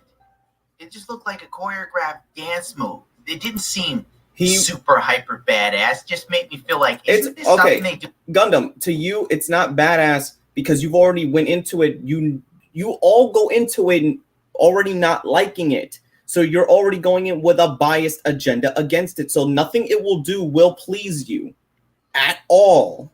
Hey, I'll admit it. I was biased when I went to go say Dominion, but at least I found some enjoyment in maybe 4 or 5 pieces of parts of the movie. Okay, but I will admit that's a biased view already going into it. But the only thing disappointing was the dinosaurs. But that's just my opinion. Again, you should really put yourself as an opinion piece, Gundam. They do at Disneyland where Vader comes out and starts dancing with stormtroopers, but it's just with Reva. Also, Vader knows everything she was planning from the start, but didn't know she found out all this info on Obi-Wan. How come he knows everything she's doing, but she somehow found info? It's mind read? Huh? Mind read? He can do that. He does that to everybody. What do you think nobody can really? But then when he knows he needs your, basically you become a pawn in his game. Oh, look what he did to Star Killer. information. You said you would stay away. I lied. Or the I have Inquisitor. from the very beginning. You know what? Don't ask questions. Just consume product. How many times does he use that dead thing? Now, here's where the show doesn't jump the shark. It warp jumps the star system. The Grand Inquisitor is alive. There's just no explanation on how he survived. And It explains his biology in the comic books and how he can survive because he has survived similar damages before his actual death in Rebels. Get it right, Gundam, but I forget you don't read or probably can't. oh, none. I doubt he can put together a Gundam model. It's a good motivator to live. He says the same thing that Darksiders do. Your hatred and aggression will keep you alive long enough. Look at again. I love how he's deliberately ignoring Maul and Vader, who's an example of that. And then Reva gets And down. the Inquisitor did the same thing, practically. But she's the 50 Cent of Star Wars. She lives because it's plot armor. Because the writers suck. Okay, Vader, Luke surviving Vader not doing anything further to him was also plot armor. The twist was plot armor. And nothing matters anymore in Star Wars. This is all there is to it. Nothing matters. Whatever happens. Okay, well then here's the thing: if you and the Fandom Menace don't like Star Wars, then don't talk about it anymore. Because you clearly still care and you clearly enjoy it, but you have to keep up this false narrative because it brings you that sweet ad revenue. It doesn't matter. Because then they can just change it later. And if you say this is stupid and it was changed, some butt nugget on Twitter will start screaming at you because they no longer have a god they believe in. So they worship. What does Twitter matter in this argument between filmmaking and critiquing? Even Friedrich Nietzsche could It doesn't. That's why they have to use it. Not you dare bring in Nietzsche. Plot armor on the level of Kira Yamato from Gundam Seed. And only Gundam fans will understand that reference. Oh my god. I know two people that if he just said Akira, that guy from Gundam Seed Destiny, they would flip the shit out because the guy who actually made Gundam fucked with the script. That's all I'm going to say. Again, It'sAGundamn. I dare you say that to the anime community. You will be ripped from limb for that remark. By this point, I was so sick of Obi-Wan Kenobi, it literally took me 3 days to watch this episode. I had had enough. Reva learns about Luke and goes to hunt him down. Why? Because revenge by killing the kid after Vader stabbed her. Now, it's not quite clear she knows that Luke is Vader's kid. Bail, if Bail's talking to Obi-Wan, of course Bail's going to say that in the transmission. But I'm going to guess she does because why else would she go through that trouble to go get him to kill him? What's the point anymore? The lightsaber scene. I'm going to gloss over the moisture farmer fight scene with Reva because it was stupid in every sense of the word. Right, so what about Uncle? Great, he brings in Mauler, who is like the captain of EFAP with a low IQ. Owen, eh? What is with this doddering old dumbass? Motherfucker seems to think that when a Sith is on the way to your farming-ass homestead, you should take the wife's advice and have a sit-down, nice cup of tea. You see, Aunt fucking Rue suggests that it would be lame to go out into the desert. She doesn't want to leave. How would it be lame? There are just as many dangers in the desert as there is Reva. Tuskens, which could do far worse, or just as bad without the Force. Why don't you tell him about the Tusken Jedi? That's roaming around. Exactly. What's his name? The one that becomes the future Sith Dark Crate in Legends, who could potentially be out there. Yeah, we don't want to forget about that. That's a big-ass danger sitting in the middle of the desert, farmer. Sarlacc pits. Oh, Jesus. Do we have to bring up the Sarlacc pit? That thing is disgusting if you know how you died in it. There's crate dragons out there. Oh, yeah. We got Jawas. Little Jawas that will steal your Jawas shit. are just annoying, if anything, but yeah. Yeah, they're thieves. Like, I mean, they're going to stun you, and then they're going to steal your vehicle and leave you to rot in the desert. They're the equivalent to mass robbers. And plus, Tatooine, is owned by the Hutts, so the Empire can't really do something big out there without causing a problem. That's a stated fact. They have to work through outside sources like bounty hunters and stuff like that, like Boba Fett. Yep. They can only work with mercenaries because if they mess with that part, Because pause for a second. If they mess with that part of the huts, it's similar to walking in and trying to seize control of a gang-related territory, and you're a freaking politician. You're going to get eaten alive. They show that in episode 1. Remember when they try to pay in Republic credits, and basically Watto, whatever the bird alien goes, Republic credits mean nothing here. Yep, you need something I need more sweet, real. cold cash or hard carbonator parts. We got 9 minutes left of this ear rape before I have to shower this stupidity away. A nice cup of tea. Is the So do I. who suggests that it would be lame to go out into the desert? She doesn't want to leave her home. Does this woman not know what a Sith is? No, she does not. She's never seen one. And Owen doesn't know what fucking Sith are either. He just knows that people are evil that want to come after his nephew. Look, He doesn't Owen know knows bare knowledge because he was given bare bones knowledge by Obi-Wan. Like, if you hear of a word Sith, probably run. You know what I mean? He probably gave him bare bones knowledge for Owen's own protection, even. And all Owen knows is Anakin turned evil. No, he doesn't know that either. Or, well, He Anakin- assumed he really didn't know. He believed Anakin really died. well, but you know what I mean. With Look, the here's the purge scene and right, shit. here's the scene right there. This woman talked out of turn to Inquisitors. Look what happens. Hey, we got a hand chop off. Yeah, we wouldn't want to endanger anyone by asking for help now, would we? Guess I'll just fucking die then. And for some godforsaken reason, Owen is convinced by this and eventually... They're farmers. Farmers defend their homes. Kind of like in real life, that's what they do. Boy, you don't want to go near the cornfield and take the cornfield when the farmer's right there watching as you're taking some of the corns. Because expect to get the shotgun. He got his gun knocked out of his hand, so of course he needed to pick up something big to hit her. And he hit her in a spot that she was just stabbed at. She's using the force to keep herself going. I've fallen.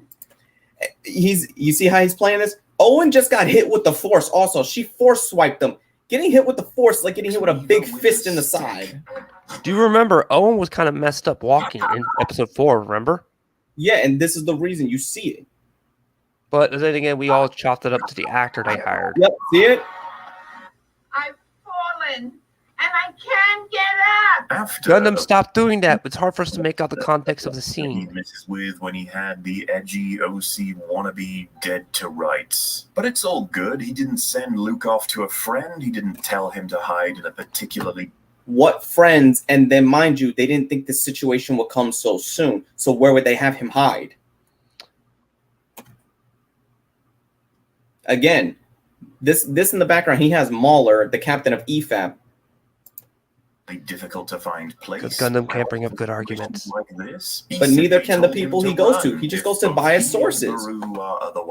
Basically, let's take it as any person he has brought in here are just, they're saying what Gundam wants to say.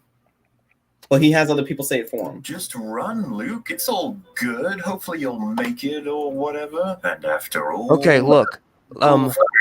She doesn't know exactly what Luke looks like. Does she know what Luke looks like? No. But So- she can, she could obviously sense the presence, but she I wouldn't know, know. but he has a higher chance of running off, like you saw Leia did, and go running in the streets with a bunch of people.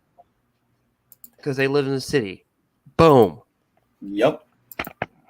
And apparently stays on the stupid-ass moisture farm until we catch up with him at A New Hope. You have a Ooh, toasty skeletons. around the place, looking specifically for Luke for revenge. How in the holiest of could you possibly believe this place is even remotely safe now? We all knew they would fight Obi-Wan completely, but why is it that in a new show about him, It drives me batty. providing thorough character assassinations for Uncle Owen and Aunt How is it? See, they'll use the words, but they'll never explain the point why they used it. They just like to throw it.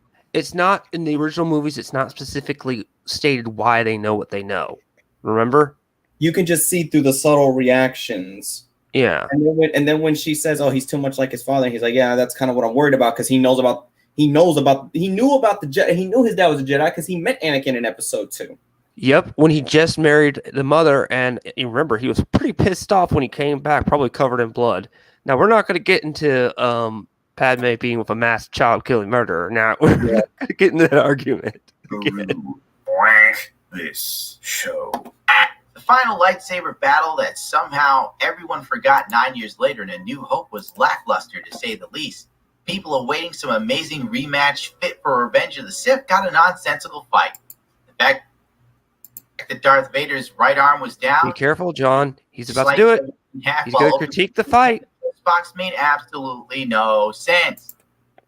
Feel the anger. Feel the anger. Channel it. Channel the anger. Strike them down and your training shall be complete. Hey, don't... What the chair do to you? If you're going to use that, use Stormbreaker on the chair. I sure hope that sword's dull, because now then you're going to have to sew up a piece of chair. Haha.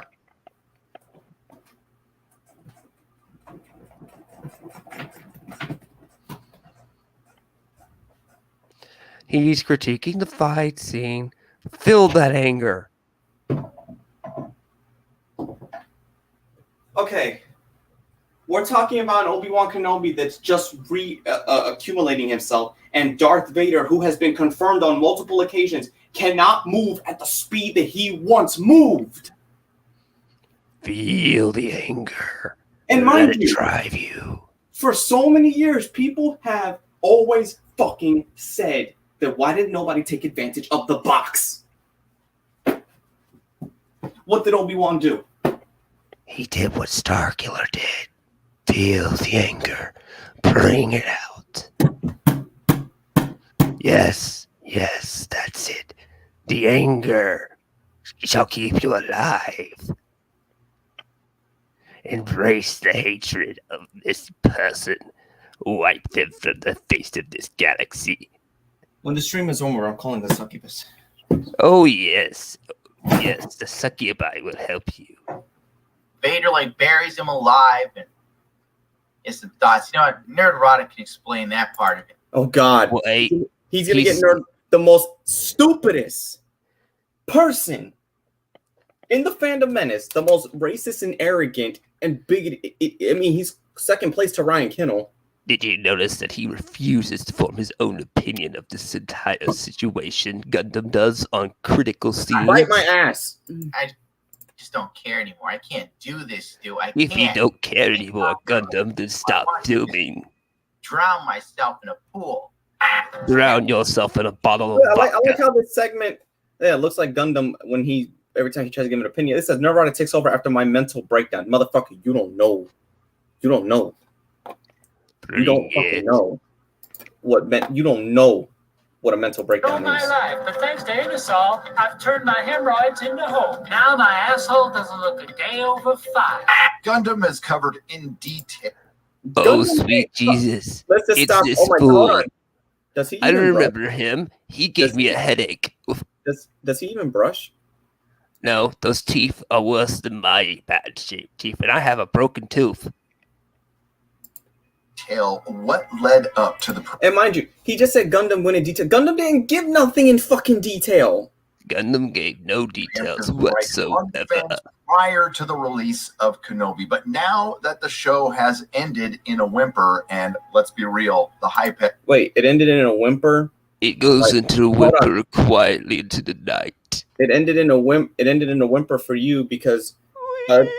because you expected to get pussy that night and your wife told you no, so you went like this. That was your whimper. His whimper was his lip dick. To begin with, do not forget that the weekend Kenobi opened, it finished 4th behind Johnny Depp and Amber Heard, Top Gun Maverick, which just passed 1 billion. Go see it. And Stranger Things. Just Disney Star Wars. Do I want to point out Stranger Things hadn't had a season in a while? Bag of tricks.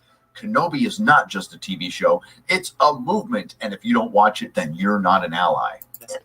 That's this not so what far explains nothing you, of the there fight. Was no. See how he's pulling up LGBT? There was none of that in the show. They didn't force. Hey, look! There's a cut of the drawing up close that you couldn't explain before. Now, please explain how that's fan arted. Yeah, because look, the chick up here has a very short pink mohawk. It's not flared out like this. And you see how it's flared out, and you see the black box. That's where you would flare. They draw over the other thing of hair. This panel's part is real. But mind you, comic books always panel their stuff in boxes. This is overlapping onto the panel. The fool brought the argument to our doorstep. If you criticize the master thespian Moses Ingram's portrayal of Reva, I've criticized her performance, but even I don't take it that far. On her redemptive arc, you are an istophobe when the... Okay, so why would somebody who realizes at the end that now that the Darkside don't want her and the people she worked for, she couldn't get her revenge, what has she got now? Why would she have purpose now to go kill? She did this solely off emotion, but she had to see with her own eyes what she was about to do. Some people have to do that to get it. And the truth of the matter is, it's always in the writing because everybody sucked. And March history, Jedi, you found me. You're as good as they say. Get out of my face. What's the bounty on me now? 1 million? 2 million? You're no Jedi. See, that dude risked his life posing as a Jedi. Give him that.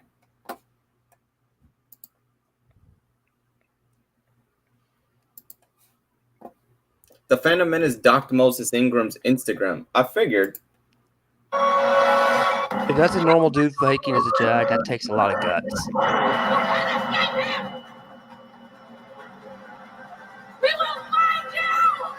The thing that we really aspire to constantly. Again, they bring up Kathleen Kennedy. They do not. Of avenging all of the Jedi and younglings murdered during Order 66 by the Empire by joining the Empire to murder younglings and Jedi. The Empire. It's confirmed that she didn't murder any younglings, and so by my understanding, she hasn't confronted an actual Jedi.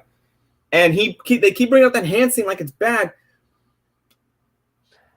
Actually, that's a good thing because we haven't seen a hand chop off yet for a while. I missed the hands. Who's to say she was the one? Because there's a Jedi that gets hung in Mos Eisley. Who's to say that she's the one that killed them? There was 2 other fucking the Grand and this one. Who's to say the Grand couldn't do this? This looks more like the work of the Grand Inquisitor because he's done shit like this to Jedi in the books. Plus, Grand likes to be very showy, if I recall right. Kenobi leaving Tatooine twice. Well, Left Tatooine twice. He only left it once. He only left it once. you coming or not? He only left Tatooine once. You see, that was just a blatant lie. A blatant lie. Hey, everyone, look, there's Stormbreaker. Please use it. John, we want to see Stormbreaker in your rage.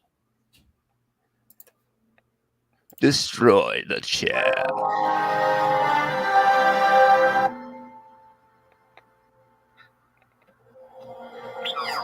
To Bail Organa being a... That was at the end. The way he just framed it, I caught what you did, Nerdrotic. The way you framed it, made it sound like Obi-Wan left Tatooine twice in the like at the very first episode. Obi-Wan did leave because he had some unfinished business because he wanted to at least go pay his respects to Gala, but to Bail and Leia, but it was still safe for him to travel because he traveled via a cargo transport right there. So of course he has to go back one more time. Then he goes back to Tatooine. Okay, so he left once. And the show showed how it didn't contradict. But guess what? He did it again. Oh, that's pushing the boundaries. But if you went with Legends, how he left like 3 or 4 fucking times. Complete moron. I know he said We no, don't want to look at continuity. worries me. If he's found you, if he's learned of the... How do you call Obi-Wan an idiot because of connection? As long as Obi-Wan doesn't answer back, the connection can't be picked up.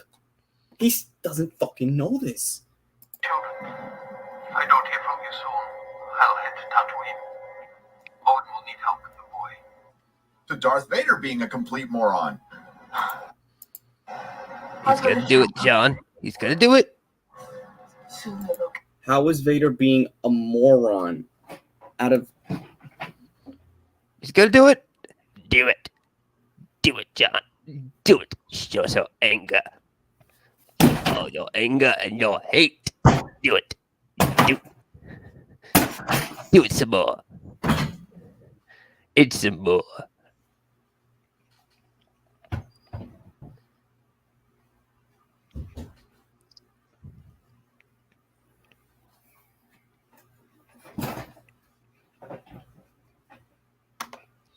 Yes, we got to see him strike that chair down with all his anger and his hate. Jesus, I'm losing my voice because of doing this damn impression too damn long.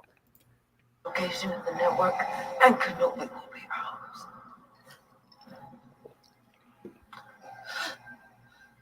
It seems I have underestimated you. To Kenobi barely escaping failing completely at his job due to the mercy of a psychopath, and then letting her go with the most dangerous information in the galaxy to Luke and Leia, knowing about Luke and Leia. Who you become now. And guess what? What about the other people in the comic books that know about this situation and they will die and take it to the grave because they know the potential outcome that this could have against defeating the Empire? I mean, you know what they wanted? Because originally she was supposed to die, yes, but she died after her redemption. But these people just like, it's like you want to see a good person. It's like, does every person that gets redeemed have to die? According to their logic, yes. It is up to you. And the one scene that proves why you should never make a prequel, Kenobi walking away from Darth Vader, and now that puts the blood of millions, possibly billions of species directly on his hands. Goodbye.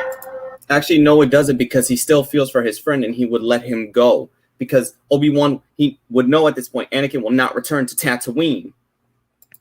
Yep. Continue with the operation. You may fire when ready. So basically now they want to tie everybody who's been killed, they want to tie it all to Obi-Wan's fault, even the stuff that Obi-Wan had nothing to do with. That just shows you how far they are reaching. What? You're far too trusting. Hey, look, they're showing the blow up of Alderaan. Demonstration, but don't worry. We will deal with your rebel friends soon. Hey, look, it's stupid evil Sith. Except he wasn't a Sith. Boom! Quality. Tarkin, I love when you blow shit up. Creepy vibe you get from Kenobi. What now? Nothing, you just remind me of someone. Creepy. So wait. Him being reminded of Padme is suddenly creepy, which Leia would definitely be reminded. It's clear. Is Nerdrotic a father? Yes or no? 10 I years have old. no clue. But we must be careful. No one must know, or it could endanger us both. I'm not. You see how he worded that? He left out part of that conversation. She must never know that she knows a Jedi. But you see how he worded it to make it look like they must never know anything about this? It's called framing and controlling the narrative, John. I've been preaching this. Okay? Okay? You got a deconstructor here. Not going to apologize for harping on this because we have been saying this for years and we are No, because you're fucking stupid, Nerdrotic. Am I the only one who's mostly controlled between the two of us? No, you're not right, Nerdrotic. You guys are only right up here because of the mental gymnastics you fucking tell yourselves. John, call 1-800 succubi.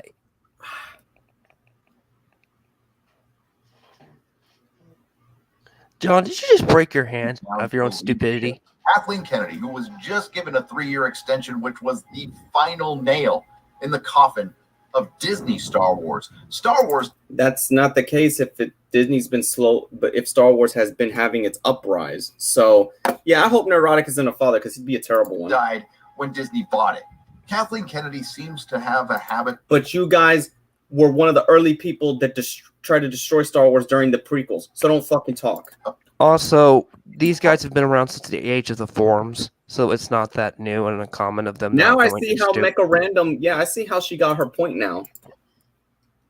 Writers who don't know anything about Star Wars in Hollywood. That's like finding multiple unicorns. Once again, she snatches. Oh, sweet Jesus, here comes because she's Gundam's back. Leader. We really aspire to constantly is quality.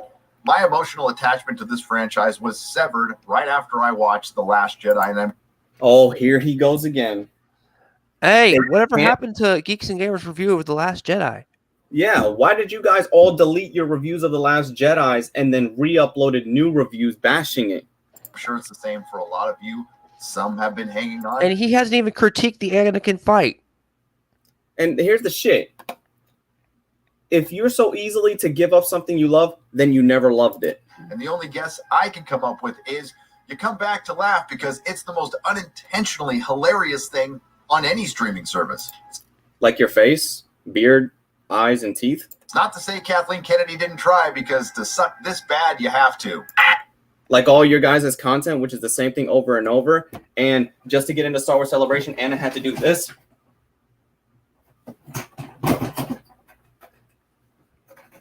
I don't give a fuck what Susan says at this point of how my mouth is going to be.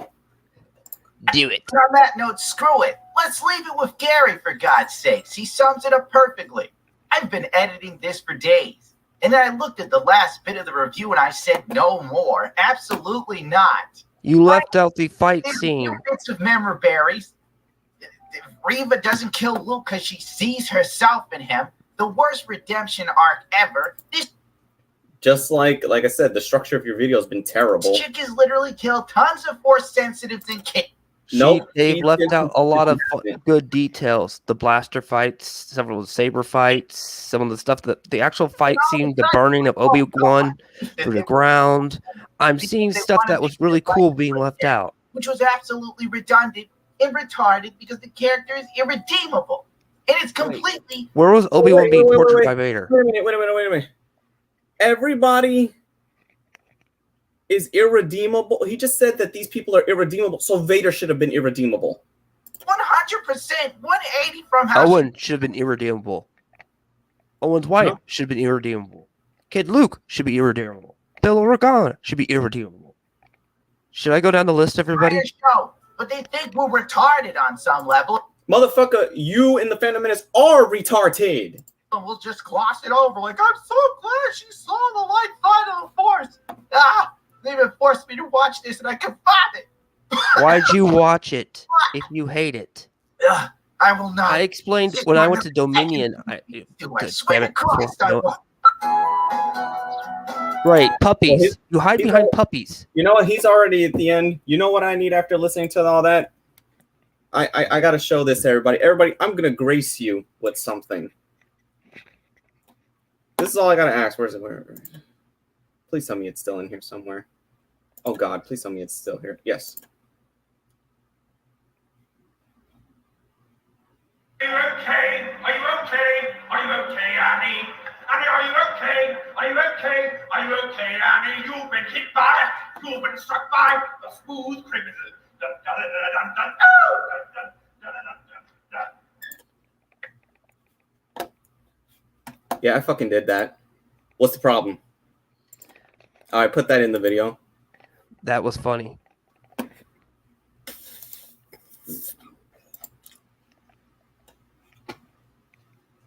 And you didn't know that 2 times throughout the course of the stream when I got up, I had to pop 2 Advils because of the headache I had. Sucky bye treatment. That means I'm gonna leave your ass here in a second. What? Why do I gotta get yeeted? No, that means I'm gonna leave your ass to go to Discord. Oh. What do we got? Well, what do you guys say to I just told them he skipped over the Obi-Wan and Vader fight, the whole fight. He skipped over Obi-Wan being dragged through fire. He skipped over the 2 fights that Hayden had, the one in the hallway where he was disconnected. He skipped through a lot of important stuff that he knew we'd get blasted for. He controlled the narrative in that entire video and putting it all in the talking sections, not the fight sections, the sword fight. The only time I saw him bring up a saber fight was with the flashback from episode 2. Yep. So that was just because even Luke's reflection of conflict in Return of the Jedi when he could, same thing. So as we all saw, we were able to debunk mostly everything these idiots attempted to use, but it just shows they don't have this. Hey, all I can do is debunk by deconstruct his narrative talk. John can destruct him from a Star Wars level, okay? Shit, I'm gonna have to put some black. Oh, if you're gonna do comparing stuff from Star Trek, just go watch Measure of Man. That's one good episode. Keith said he needs 5 times the moonshine. So we need it all. We made a fucking we had to sit through 3 hours over just one 50-minute fucking video. No, the 3 hours was because you don't have ad block or use a different browser that could block that thing, so you can't stop it. And we got to see you rage several times. So we got several skit comedies. If anybody could ever form a skit combination of the times John raged out, it'd be funny. The poor chair suffered the wrath of Stormbreaker and his sword. I mean, I have to find the blank. Shit, there's a hole right there. Where's the... Ah! I told you were going to stab a hole in the chair. Oh, you might want to do that off camera. Fix that off camera, dude. Off air. Everyone, he's so pissed. There you go. John, what's 2 plus 2 at this moment?